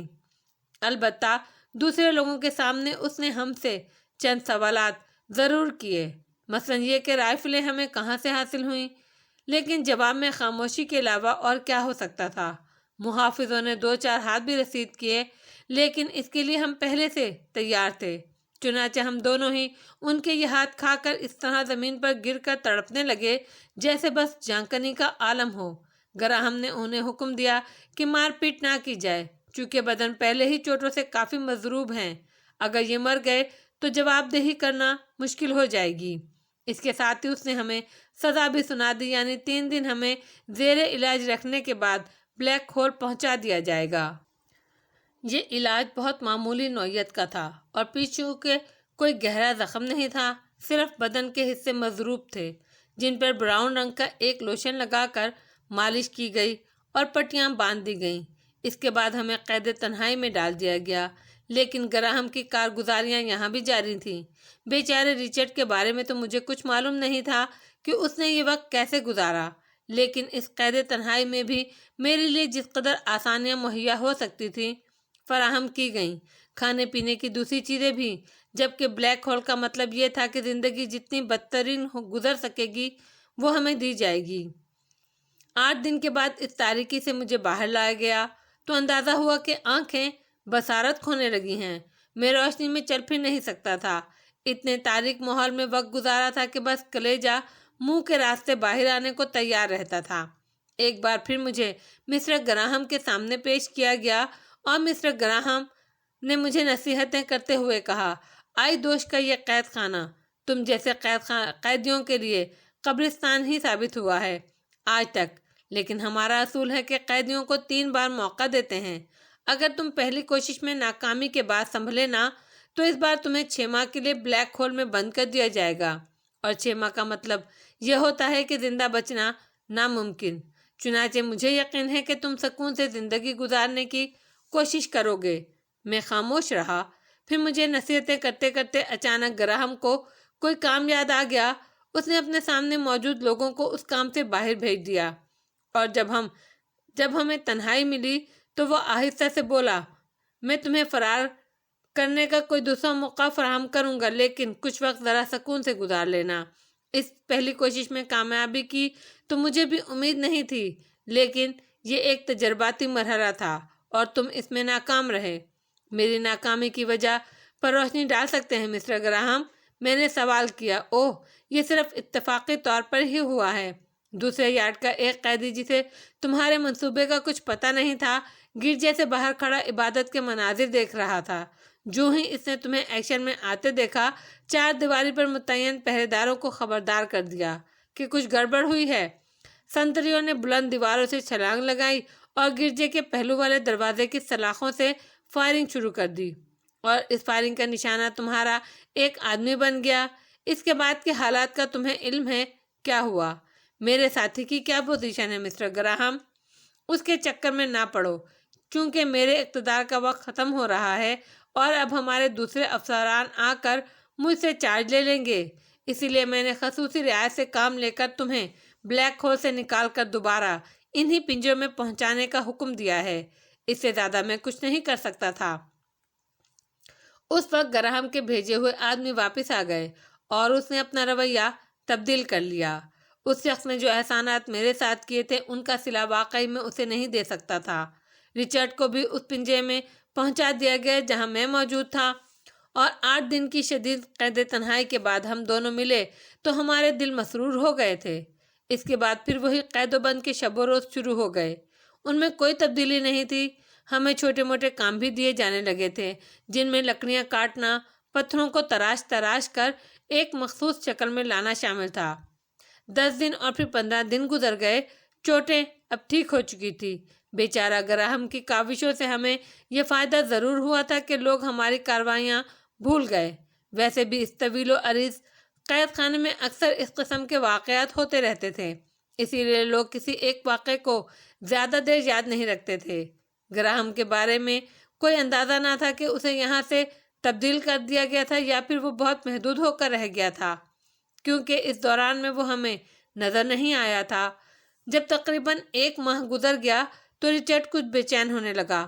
اس نے مجھ سے کہا، تمہارا دوست بالکل خاموش ہو کر بیٹھ گیا ہے، یوں لگتا ہے جیسے اسے اپنی یہ کارروائی مہنگی پڑی ہے اور اب وہ تمہارے لیے کچھ کرنے کی ہمت نہیں پا رہا ہو۔ کیا کہا جا سکتا ہے؟ ہاں، کچھ بھی تو نہیں کہا جا سکتا۔ مقصد یہ ہے میرا کہ کسی اور پر بھروسہ کرنے سے کیا حاصل؟ یہاں کچھ قیدی فرار کی منصوبہ بندی کر رہے ہیں، ان میں سے چند سے میری شناسائی بھی ہو گئی ہے۔ اگر تم چاہو تو میں اس منصوبے کو آگے بڑھانے میں ان کا ساتھی بن جاؤں۔ منصوبہ کیا ہے؟ وہ لوگ اپنے طور پر تمام کارروائیاں تقریباً مکمل کر چکے ہیں۔ انہوں نے فیصلہ کیا ہے کہ رات کو وقت جیل میں نقب لگا کر یہاں سے فرار ہو جانے کی کوشش کریں گے۔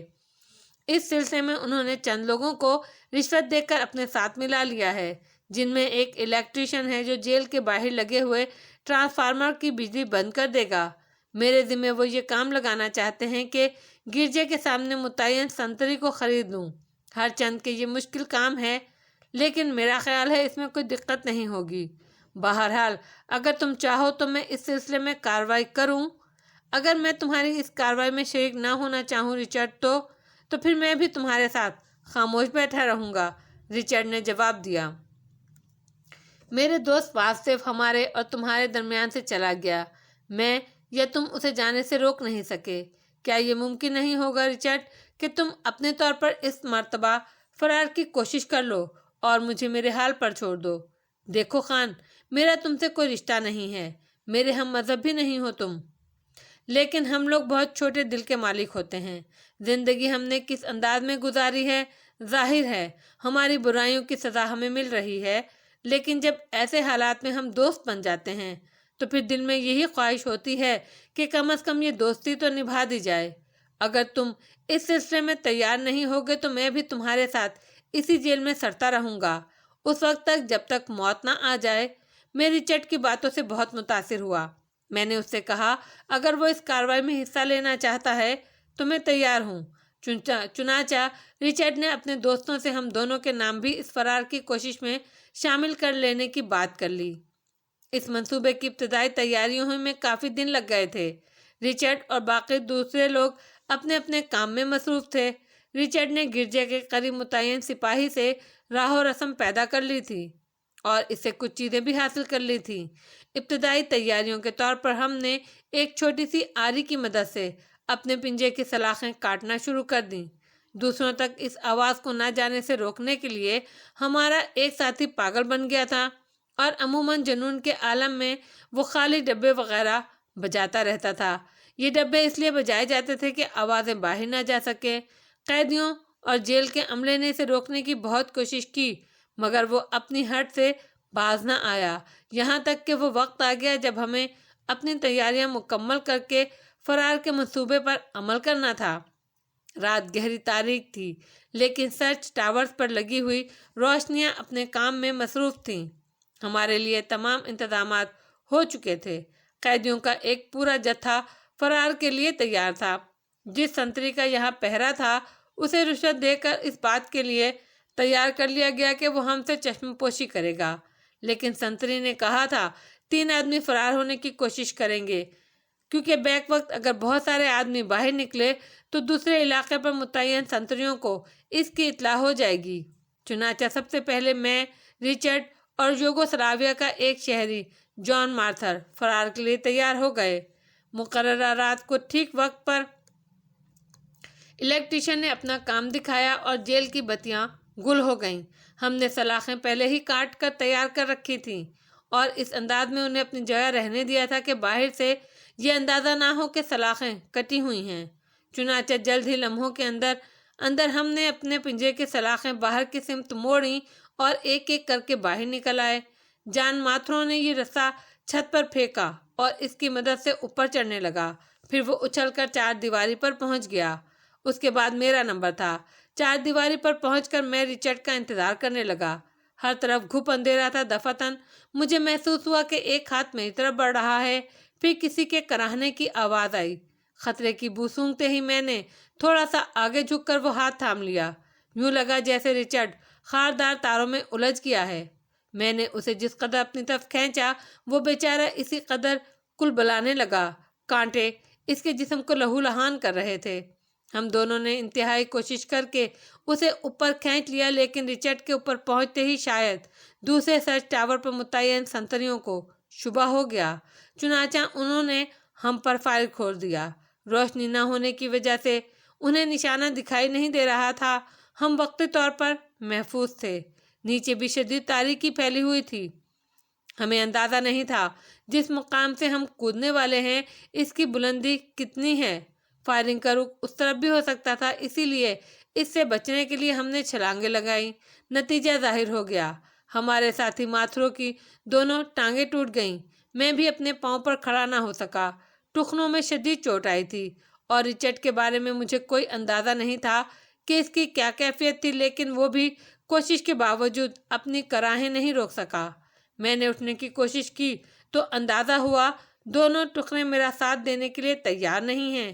یا تو ان کی ہڈیاں ٹوٹ چکی ہیں یا پھر وہ اس طرح مڑ گئے تھے کہ اب میرا اپنے پیروں پر کھڑا ہونا ممکن نہیں تھا۔ میرے نزدیک ہی جان ماتھرو بے ہوش پڑا تھا اور رچرڈ اپنے بدن کو گھسیٹ گھسیٹ کر مجھ تک پہنچنے کی کوشش کر رہا تھا، لیکن اس کوشش میں اسے کامیابی نہیں ہو رہی تھی۔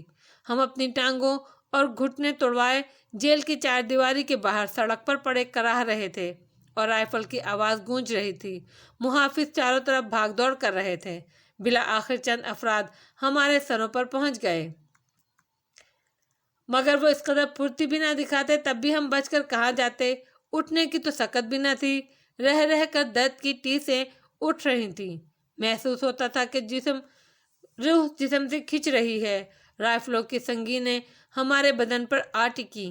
الیکٹرک ٹارچ کی روشنی نے پورے ماحول کو بقیہ نور بنا دیا۔ میں ساکت و جامد آنکھیں بند کیے پڑا ہوا تھا، مگر جیل کے محافظ بھاگنے والوں کو بے ہوشی کے عالم میں بھی معاف نہیں کر سکتے تھے۔ ایک کوڑا میری پیٹھ پر پڑا اور میں درد کی شدت سے بلبلا اٹھا۔ میں نے پھرتی سے اٹھنے کی کوشش کی، لیکن کراہوں کے علاوہ حلق سے کوئی آواز نہیں نکلی۔ رچرڈ بھی اٹھنے کی کوشش کر رہا تھا، لیکن اس میں کامیاب نہیں ہو پایا۔ تب جیل کے محافظوں نے ہمیں بازوؤں سے پکڑ کر ٹانگ لیا اور رائفلوں کے بٹ ہمارے جسم کے مختلف حصوں پر مارے۔ میرے سر سے خون بہنے لگا۔ فائرنگ کا شور اب بھی گونج رہا تھا، لیکن روشنی نہیں رہی تھی۔ پھر شاید کچھ لوگ ٹرانسفارمر کے قریب پہنچ گئے اور اس کی خرابی دور کرنے کی کوشش کرنے لگے۔ الیکٹرک ٹارچوں کی روشنیوں نے ٹرانسفارمر کی اس خرابی کو دریافت کر ہی لیا اور تھوڑی دیر کے بعد وہاں روشنی ہو گئی۔ یہ روشنی ہماری تقدیر پر سیاہی کے مترادف تھی۔ پہلے تو ہمیں رات بھر ایک بیرک میں بند رکھا گیا۔ میں اور رچرڈ ہی اس بیرک میں تھے اور شدید تکلیف سے رات بھر جاگتے رہے اور کراہتے رہے۔ یوگوسلاویہ قیدی جان ماتھرو کے بارے میں ہمیں کچھ معلوم نہیں ہو سکا تھا، کیونکہ وہ شدید زخمی تھا اور غالباً اس کی دونوں ٹانگیں ٹوٹ گئی تھیں، اسی لیے یقیناً اسے ہسپتال لے جایا گیا ہوگا یا پھر کسی ایسی جگہ جہاں اسے مرنے میں آسانی ہو۔ ہم سے کوئی بات پرس نہیں کی گئی۔ دوسری صبح ہم کچی اینٹوں کے بنے ہوئے اس نئے قید خانے میں وقت گزارتے رہے۔ کسی نے ہمارے زخموں کی طرف توجہ نہیں دی۔ پیروں کے بارے میں یہ اندازہ نہیں تھا کہ ان کی کیا حالت ہو گئی ہے۔ ٹیسیں اٹھ رہی تھیں، لیکن اس بات کی کسی نے پرواہ نہیں کی اور ایک بار پھر ہمیں بلیک ہول پہنچا دیا گیا۔ 10 دن روٹی اور پانی کے بغیر ہمیں بلیک ہول میں بند رکھا گیا۔ اس دوران میں بھی کسی نے ہمارے زخموں کی طرف توجہ نہیں دی۔ ہماری حالت خراب سے خراب تر ہوتی جا رہی تھی، لیکن وقت سب سے بڑا مرہم ہے اور سب سے بڑا علاج بھی۔ اس کا اندازہ بلیک ہول میں رہ کر ہوا۔ ٹانگوں کی تکلیف تیسرے چوتھے روز سے کم ہونے لگی اور اس کے بعد ہم آہستہ آہستہ اٹھنے بیٹھنے کے قابل ہوتے گئے۔ رچرڈ کو بھی میرے ساتھ اسی جگہ رکھا گیا تھا، اسی لیے باتیں کرتے ہوئے ہم وقت گزار لیتے تھے، لیکن بھوک اور پیاس نے چند ہی روز کے اندر ہمارا حال برا کر دیا تھا۔ پھر تقریباً 11ویں دن ہمیں وہاں سے نکالا گیا اور کھانے پینے کے لیے دیا گیا۔ اس سے ذرا سی بدن میں جان آئی، لیکن حالت پھر بھی نہ سدھری۔ چنانچہ مزید 2 دن آرام کرنے کی مہلت دینے کے بعد ہمیں جیل کی عدالت میں پیش کر دیا گیا، جہاں گراہم کا نام و نشان نہیں تھا۔ گراہم کی غیر موجودگی اس بات کا احساس دلاتی تھی کہ ہماری تقدیریں اس بار ہم پر مہربان نہیں ہیں۔ جو لوگ ہمارے مقدمے کی سماعت کرنے کے لیے بیٹھے تھے وہ انتہائی خونخوار چہروں کے مالک تھے۔ چند افراد نے ہمارے فرار کے بارے میں تفصیلات بتائیں اور ہمیں یہ سن کر تعجب ہوا کہ صرف ہم تینوں ہی فرار کے مجرم تسلیم کیے گئے تھے۔ دوسرے جن لوگوں نے ہمارے بعد فرار کا منصوبہ بنایا تھا وہ اپنی جگہ سے نکل ہی نہیں پائے تھے۔ اس طرح وہ محفوظ رہے تھے اور ان کے اوپر یہ فرد جرم عائد نہ ہو سکی کہ وہ بھی فرار ہونے والوں میں شامل تھے۔ جان ماترو ہی اسے اس مقدمے میں شریک نہیں تھا۔ پتہ نہیں بیچارہ زندہ تھا یا مر گیا۔ ویسے اگر زندہ ہوتا تو یقینی طور پر ہمارے ساتھ ہی اس عدالت میں پیش کیا جاتا۔ اس کے بارے میں کوئی تفصیل معلوم نہیں ہوئی، سوائے اس کے کہ فرار ہونے والوں میں 3 آدمیوں کا ذکر کیا گیا تھا اور یہ تیسرا آدمی کمرہ عدالت میں موجود نہیں تھا۔ ایک خونخوار شکل کے خطرناک سے آدمی نے تمام تفصیلات سننے کے بعد کہا، گویا یہ دونوں دوبارہ بھاگنے کی کوشش کر چکے ہیں اور دونوں بار ان کا ایک ایک آدمی مارا گیا۔ یہ الفاظ جان ماترو کی موت کی تصدیق کر رہے تھے۔ میں ایک ٹھنڈی سانس لے کر خاموش ہو گیا۔ مجھ سے اس سلسلے میں بے شمار سوالات کیے گئے اور میں نے ان کے مناسب جواب دیے۔ تب ہمارے بارے میں فیصلہ کیا گیا کہ ہمیں گرائیول کے سیکشن نمبر 8 میں تبدیل کیا جائے۔ اگر گرائیول اور سیکشن نمبر 8 دونوں میرے اور رچرڈ کے لیے اجنبی نام تھے، اس سے پہلے ہم نے ان کے بارے میں کچھ نہیں سنا تھا، لیکن یقینی طور پر یہ کوئی ایسی جگہ ہوگی جو آئیدوش کی ان قید خانوں سے زیادہ خطرناک ہوگی، کیونکہ ہمیں فرار کے جرم کی سزا کے طور پر وہاں بھیجا جا رہا تھا۔ عدالتی کارروائی ختم ہو گئی اور اس بار ہمیں ایک دوسرے پنجرے میں پہنچا دیا گیا۔ اس پنجرے میں ہمارے وہ ساتھی نہیں تھے جو ہمارے ساتھ فرار ہونے کا منصوبہ بنا چکے تھے۔ ویسے یہ ان بیچاروں کے حق میں بہتر ہی ہوا، ورنہ ممکن تھا ہماری وجہ سے ان کی کارروائی بھی جیل کے حکام کے علم میں آ جاتی۔ میرے اپنے ذہن میں اب تک اس قسم کے خیالات برقرار تھے، جبکہ میں نے محسوس کیا تھا کہ یہاں قید خانے میں موجود قیدی کسی بھی شخص کے لیے بہت زیادہ سنجیدہ نہیں ہوتے۔ زندگی لینا اور دینا ان لوگوں کے لیے بڑے ہی معمولی کام تھے، جن کا مظاہرہ اکثر ہوتا رہتا تھا۔ میں پہلے بھی اس کا تذکرہ کر چکا ہوں کہ یہاں موجود قیدی ہر قسم کے انسانی جذبات سے عاری تھے۔ سامان فروخت کرنے والوں کو جب بھی موقع ملتا پکڑ کر قابو میں کرتے اور انہیں ہلاک کر کے ان کا سامان لوٹ لیا کرتے تھے۔ ایسے واقعات یہاں عام تھے۔ ان واقعات کے نتیجے میں جو سزائیں دی جاتی وہ بھی غالباً جیل کے حکام کے لیے کوئی اہم حیثیت نہیں رکھتی تھیں۔ ان میں بہت زیادہ نفرت یا غصے کا جذبہ بیدار نہیں ہوتا تھا، کیونکہ ان قیدیوں سے ان کے علاوہ اور کسی چیز کی توقع کہاں رکھتے تھے وہ۔ مجھے اگر کبھی حیرت ہوتی تھی تو اولیو ہاورڈ کے رویے پر۔ وہ مجھے ان لوگوں کے حوالے کر کے اس طرح لاتعلق ہو گیا تھا کہ یقین نہیں آتا تھا، جبکہ وہ میری گرفتاری کے سلسلے میں بہت زیادہ مضطرب تھا اور اس نے میرا پیچھا لندن اور اس کے بعد یہاں تک نہیں چھوڑا۔ ان حالات میں یہ بات قابل حیرت ضرور تھی کہ آخر اس نے مجھے نظر انداز کیوں کر دیا، یا پھر ممکن ہے اس نے سوچا ہو کہ میں انہی قید خانوں میں مرکھب جاؤں گا۔ مگر اس طرح اس کے ان الفاظ کی تردید بھی ہوتی تھی جو اس نے مجھ سے کہے تھے، وہ یہ کہ امریکی یہودیوں کے سامنے مجھے پیش کر کے وہ اپنے وقار میں اضافہ کرے گا۔ باہر طور اس کا رویہ سمجھ میں آنے والا نہیں تھا۔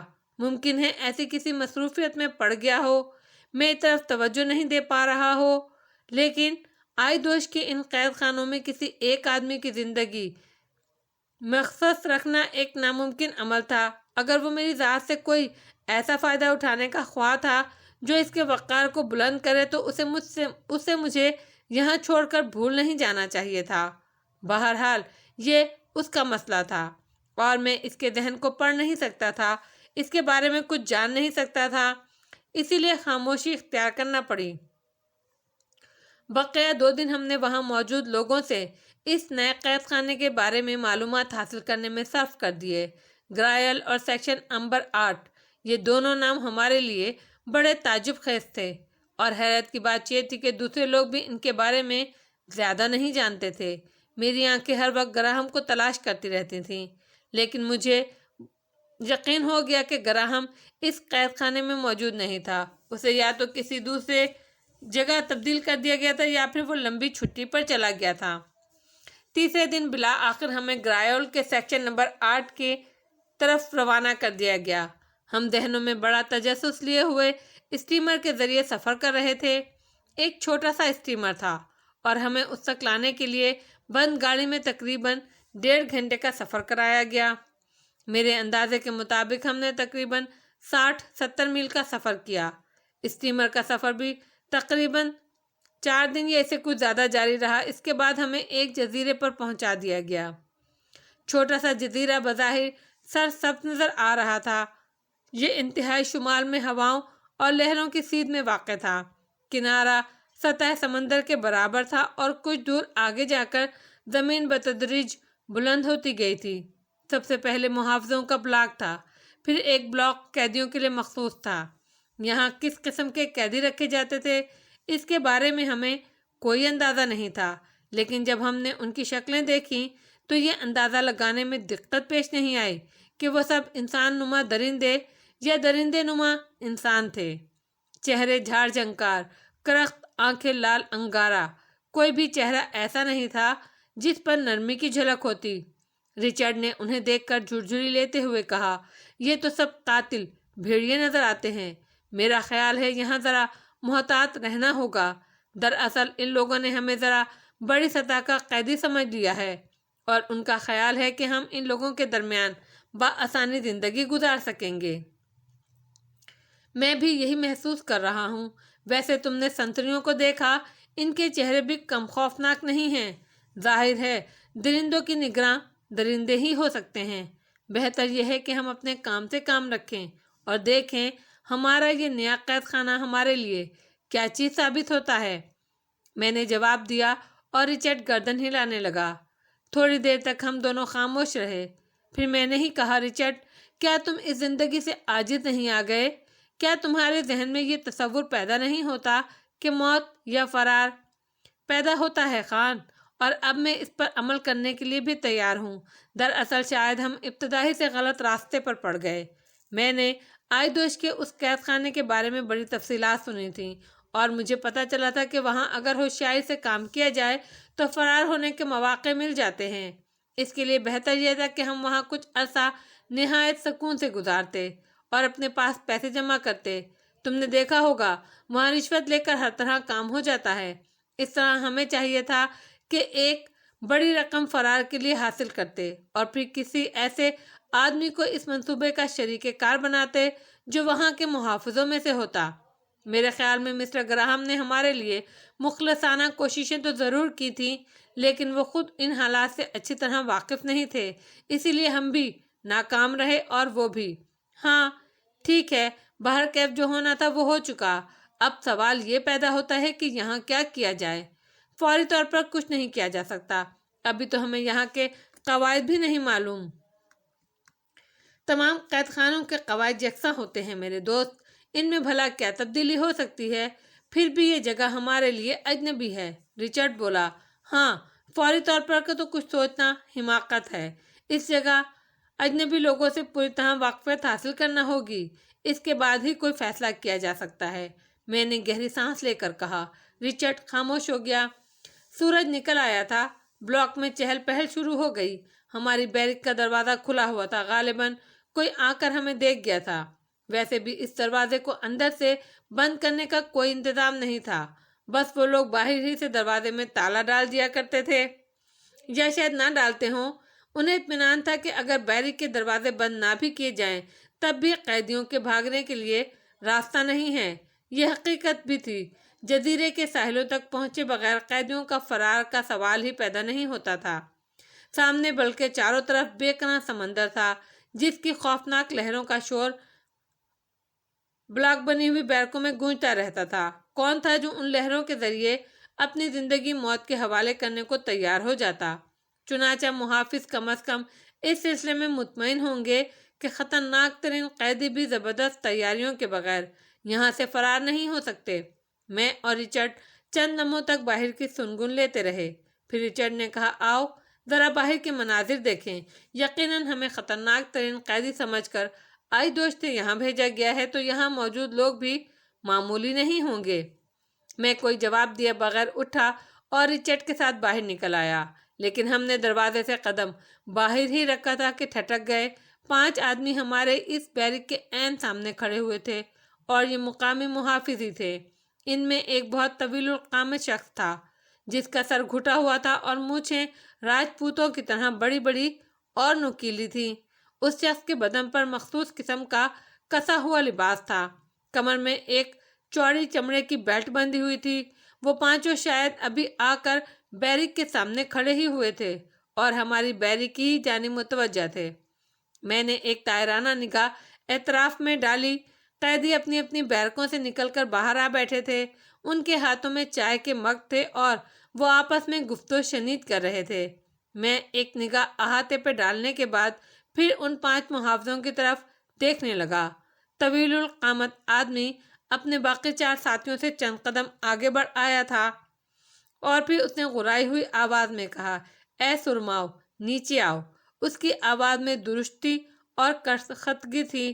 میں اور رچرڈ اپنے فیصلے کے تحت خاموشی سے نیچے اتر آئے۔ جب ہم اس طویل القامت شخص سے چند قدم کے فاصلے پر رہ گئے تو اس نے آگے بڑھ کر رچرڈ کا گریبان اپنے چوڑے ہاتھ سے پکڑ لیا، اور اس کے بعد اپنی بھرپور قوت کا مظاہرہ کرتے ہوئے اسے زمین سے تقریباً 8 انچ اوپر اٹھا لیا۔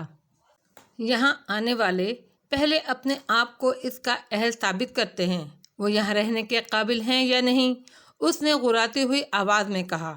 اگر وہ اپنے آپ کو اس کا اہل نہیں ثابت کر سکتے تو پھر یہاں ان کے لیے ہم نے ایک چوڑا گڑھا تیار کر رکھا ہے، جس کی گہرائی تقریباً 20 فٹ ہے اور جس کی تہ سمندر سے جا ملتی ہے۔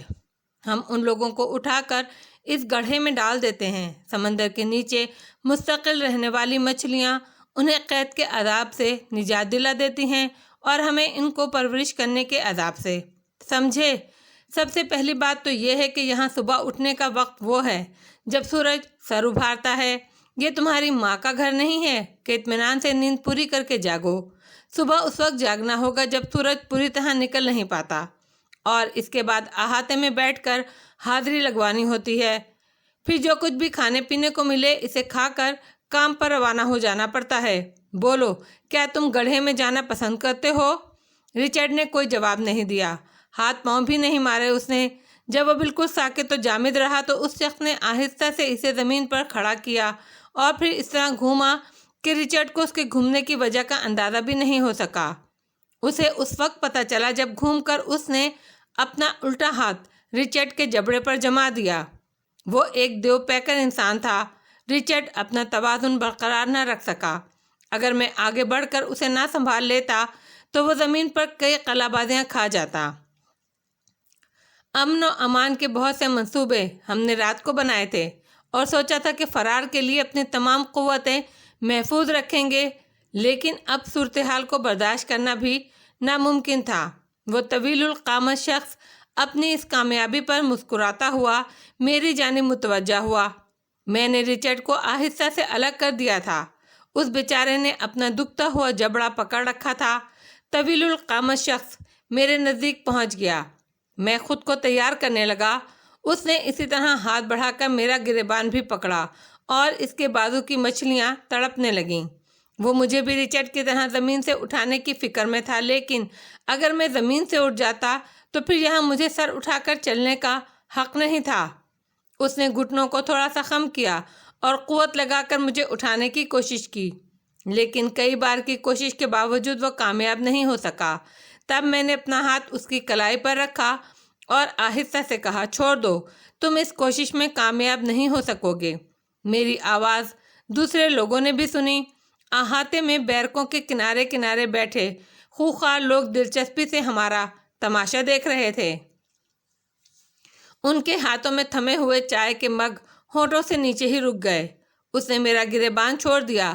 میں نے بھاری لہجے میں کہا، ہم صبح کو اس وقت جاگ جائیں گے جب سورج نہیں نکلا ہوگا۔ ہم یہاں کے اصولوں کے مطابق تمام کام کریں گے، بس اس کے علاوہ اگر تمہاری کوئی اور خواہش ہو تو وہ بھی بتا دو۔ میرا لہجہ نرم اور دھیما تھا، لیکن طویل القامت شخص کو اس بات پر شدید غصہ تھا کہ میں زمین سے اونچا کیوں نہیں ہوا۔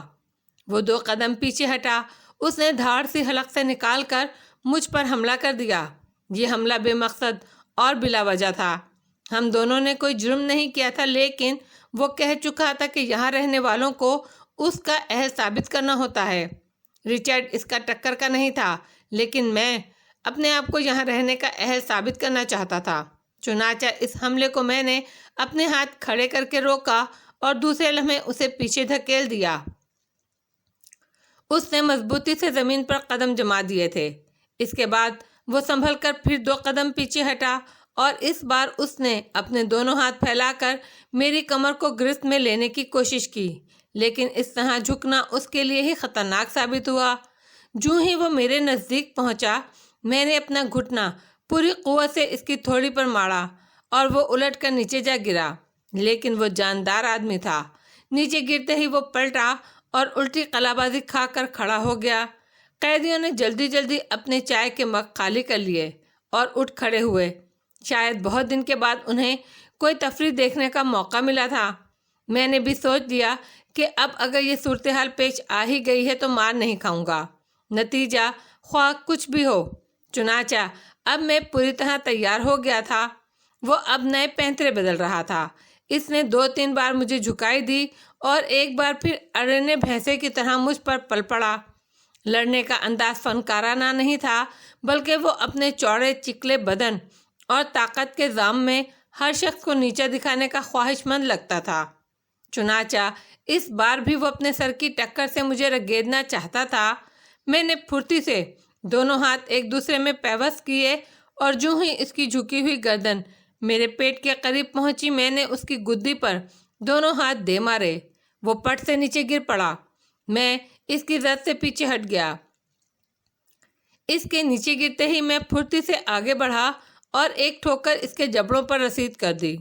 وہ 2 پلٹیاں کھا گیا۔ اس کے بعد دونوں ہاتھ ٹکا کر کھڑا ہو گیا۔ اب اس کی آنکھوں میں گویا خون بھر گیا تھا۔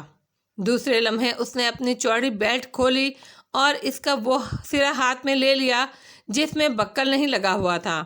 وہ بیلٹ کو ایک مخصوص انداز میں گھما رہا تھا۔ رچرڈ ہکا بکا کھڑا تھا۔ میں نے اس کے چاروں ساتھیوں کو دیکھا۔ بظاہر یوں محسوس ہوتا تھا جیسے وہ اس لڑائی میں شرکت کا ارادہ نہیں رکھتے، حالانکہ وہ مسلح تھے۔ انہوں نے اپنے ہتھیار بھی سنبھالنے کی کوشش نہیں کی تھی۔ پتہ نہیں کیا چکر تھا، ممکن ہے یہ تفریح یہاں کے اصولوں میں شامل ہو۔ ویسے بھی وہ جانتے تھے میں خالی ہاتھ ہوں، وہ صرف ہاتھ پیروں ہی سے جنگ کر سکتا ہوں۔ چوڑی بیلٹ شائیں شائیں کی آواز کے ساتھ گھوم رہی تھی اور وہ دیو ہیکل خونخوار انداز میں مجھے دیکھتا ہوا جگہ بدلتا جا رہا تھا۔ میں بھی اس کی زد سے بچنے کے لیے پوری طرح تیار تھا۔ پھر بیلٹ پھنکارتے ہوئے سانپ کی طرح لپکی اور میں نے اس کا نشانہ خالی دے کر اس مردود کی گردن میں ہاتھ ڈال دیا۔ وہ میرے شانے پر سے ہوتا ہوا چاروں شانے چت زمین پر آ گرا۔ میں نے نہ صرف اس کی بیلٹ کا وار ناکام کیا بلکہ اسے دھوبی پاٹ بھی مار دیا تھا، لیکن کم بخت اٹھنے میں بڑی پھرتی دکھاتا تھا۔ یہ اس کی خوبی تھی۔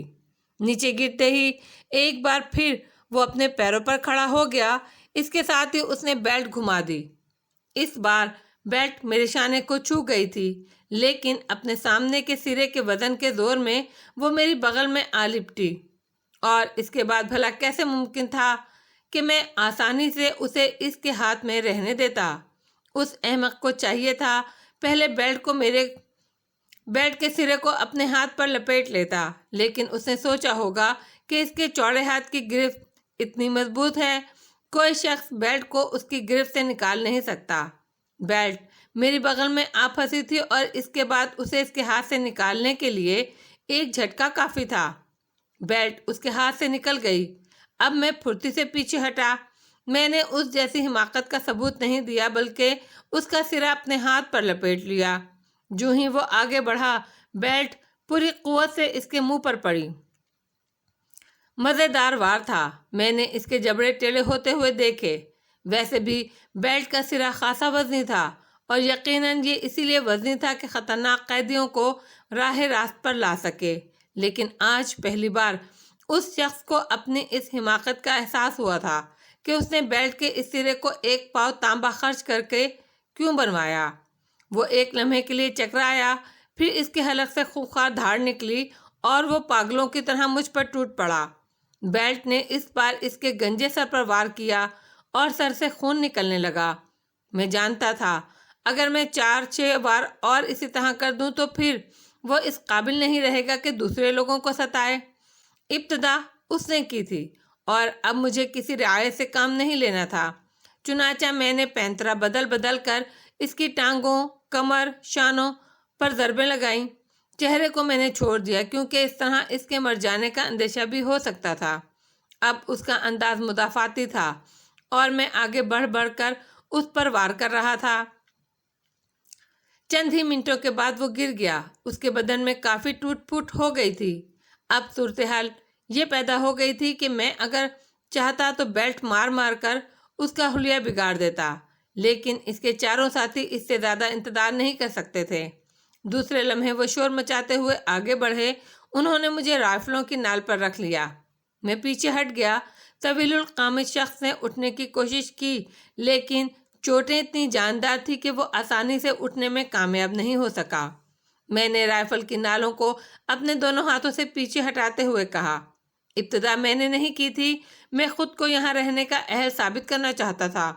بیلٹ چھوڑ دو، ان میں سے ایک آدمی نے کہا اور میں نے بڑی شرافت سے بیلٹ اپنے ہاتھوں سے کھول کر اس کے حوالے کر دی۔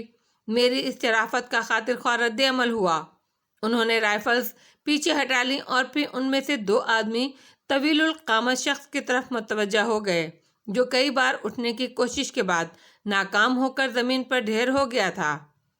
اس نے گردن ایک طرف ڈال دی تھی۔ قیدیوں نے دفعتاً غل غپاڑہ مچانا شروع کر دیا۔ وہ مگ ہاتھ میں لیے ناچ رہے تھے، قہقہے لگا رہے تھے، شور مچا رہے تھے۔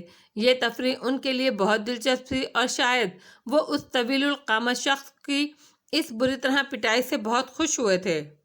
محافظوں نے ان میں سے کسی کو کچھ نہیں کہا۔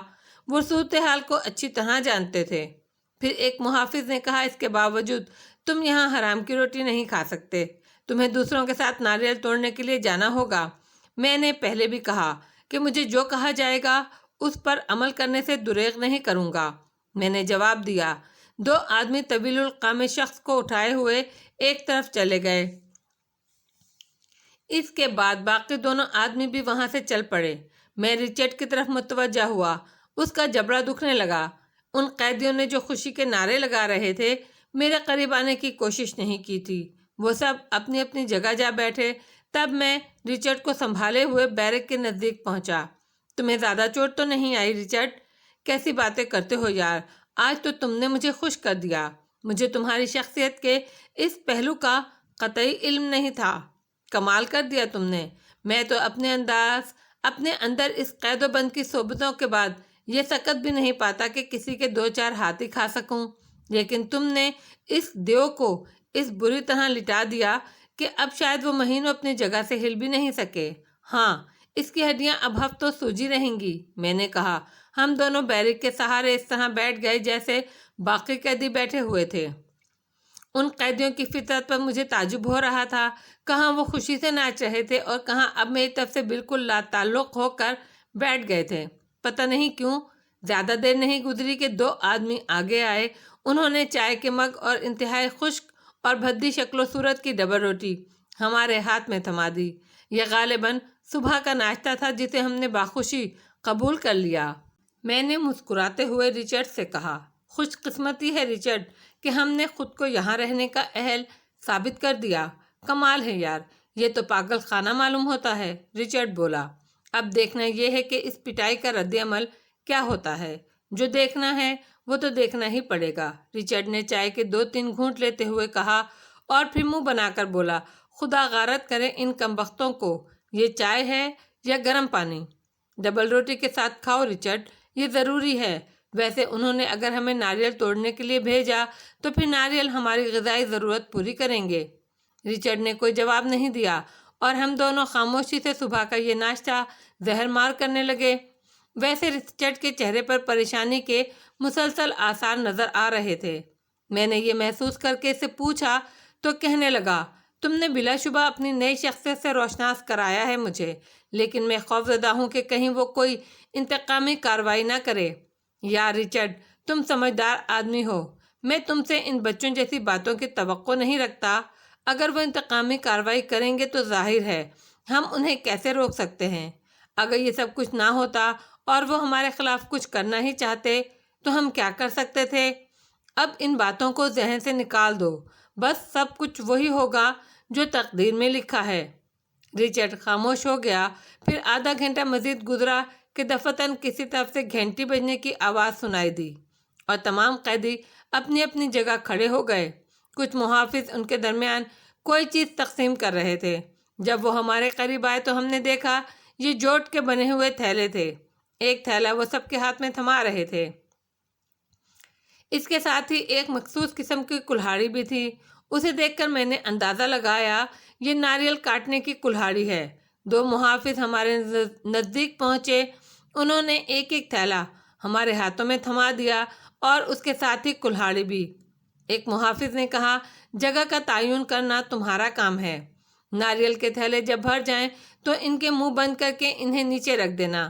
تمہیں موقع پر ہی دوسرے تھیلے فراہم کر دیے جائیں گے۔ 3 تھیلے تم دونوں کو شام تک بھرنے ہیں۔ میں نے خاموشی سے گردن ہلا دی اور مسکرا کر رچرڈ کی طرف دیکھنے لگا۔ یہ الفاظ بڑے تسلی بخش تھے کہ انہوں نے ہمارے لیے کسی جگہ کا انتخاب نہیں کیا تھا، گویا پورے جزیرے میں گھومنے پھرنے کی آزادی تھی، اور یہ آزادی بے مقصد نہیں ہوگی۔ بہرطور ہم اس احاطے سے باہر نکل آئے۔ قیدیوں نے اب بھی ہم سے کوئی گفتگو کرنے کی کوشش نہیں کی۔ احاطے کے باہر ناہموار راستے پھیلے ہوئے تھے۔ ناریل کے اور دوسری چیزوں کے درخت یہاں بکثرت نظر آتے تھے۔ احاطے کے اس حصے کو شاید خاص طور سے صاف کر کے خالی کیا گیا تھا، ورنہ درختوں کی بہتات پورے جزیرے پر تھی اور ان میں کوئی ترتیب نہیں تھی۔ بس یوں لگتا تھا جیسے وہ خوردرو ہوں۔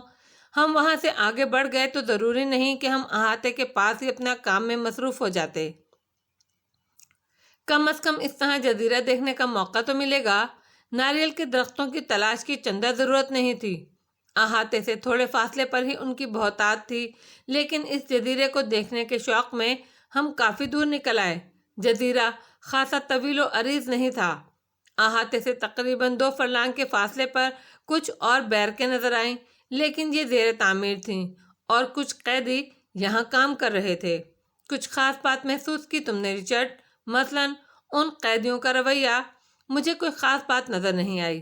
ان میں سے کسی نے ہم سے تعارف ہونے کی کوشش نہیں کی، حالانکہ اس محافظ کی پٹائی پر وہ بہت خوشی کا اظہار کر رہے تھے۔ ہاں یہ بات تو ہے۔ اس کی وجہ خدا جانے، میں کوئی اندازہ نہیں لگا سکا۔ آہستہ آہستہ سب کچھ معلوم ہو جائے گا۔ عجیب سا ماحول نہیں ہے؟ کس لحاظ سے؟ یہاں خطرناک ترین قیدی رکھے گئے ہیں، لیکن ان کی کوئی خاص نگرانی نہیں کی جاتی۔ اس کی کوئی وجہ ضرور ہوگی، صرف ایک۔ میں نے کہا، کیا؟ یہاں سے نکل جانا ناممکن سمجھا جاتا ہوگا۔ یقیناً ایسی ہی بات ہے، لیکن یہ اطمینان تعجب خیز بھی ہے۔ زندگی سے اکتائے ہوئے لوگ جان کی بازی لگا کر یہاں سے نکلنے کی کوشش ضرور کرتے ہوں گے، جیسے ہم۔ کیا تمہارے ذہن میں بھاگ جانے کا خیال نہیں ہے؟ کیوں نہیں؟ اس طرح تھوڑی بہت حفاظت تو ضروری ہے۔ یہ قیدی ایک دوسرے سے لڑ جھگڑ بھی سکتے ہیں، ایک دوسرے سے دشمنی ہو جانے پر خون خرابہ بھی کر سکتے ہیں۔ اسے روکنے کا کوئی انتظام بظاہر نظر نہیں آتا۔ چلو کام کریں، ابتدا غلط نہیں ہونی چاہیے۔ میں نے کہا۔ رچرڈ گردن ہلانے لگا، پھر بولا، تمہیں درخت پر چڑھنا آتا ہے؟ ہاں میں چڑھ سکتا ہوں۔ چڑھ تو میں بھی سکتا ہوں، لیکن مجھے زیادہ مشق نہیں ہے۔ تم اوپر چڑھ جاؤ، میں نیچے رہ کر ناریل جمع کروں گا، رچرڈ بولا۔ میں جوتے اتار کر درخت پر چڑھنے لگا۔ انوکھا تجربہ تھا، تاہم اس کوشش میں کوئی دقت نہیں ہوئی۔ درخت ناریل سے لدے ہوئے تھے۔ ہم دونوں خاموشی سے کام کرتے رہے اور دونوں تھیلے بھر گئے۔ اس دوران میں نے 2 محافظوں کو اس طرف آتے دیکھا۔ وہ نیچے رچرڈ کے پاس رکے، اس سے باتیں کرتے رہے اور پھر آگے بڑھ گئے۔ جب وہ دور نکل گئے تو میں نے رچرڈ سے پوچھا کیا کہہ رہے تھے وہ ناریل سے تھیلے بھر جائیں تو ہمیں انہیں کمر پر لاد کر کیمپ تک پہنچانا ہوگا۔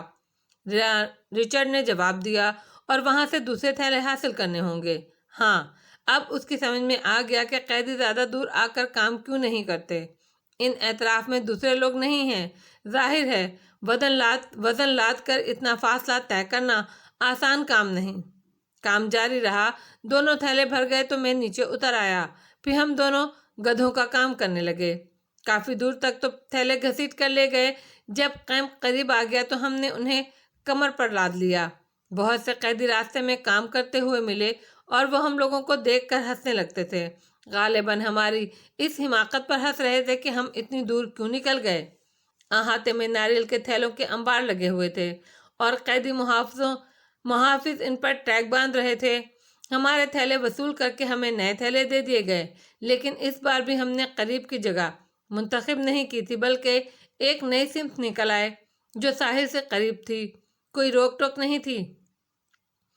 تھوڑے ہی فاصلے پر وحشی ہوائیں چنگاڑ رہی تھیں۔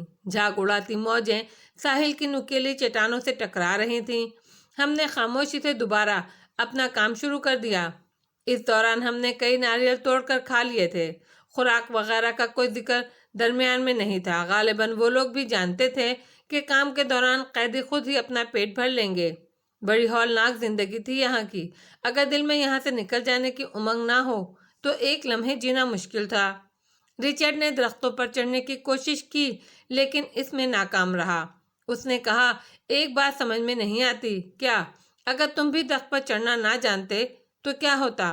غالباً ہماری جوڑی تبدیل کر دی جاتی۔ میں نے جواب دیا، ان لوگوں نے ہم سے پوچھنے کی کوشش بھی نہیں کی تھی۔ اتنے مہذب نہیں ہیں وہ۔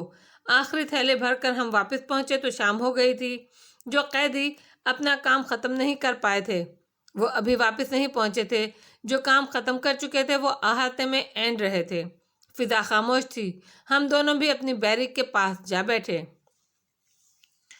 دفعتاً ایک قیدی اپنی جگہ سے اٹھ کر ہماری طرف بڑھا اور ہم اسے دیکھنے لگے۔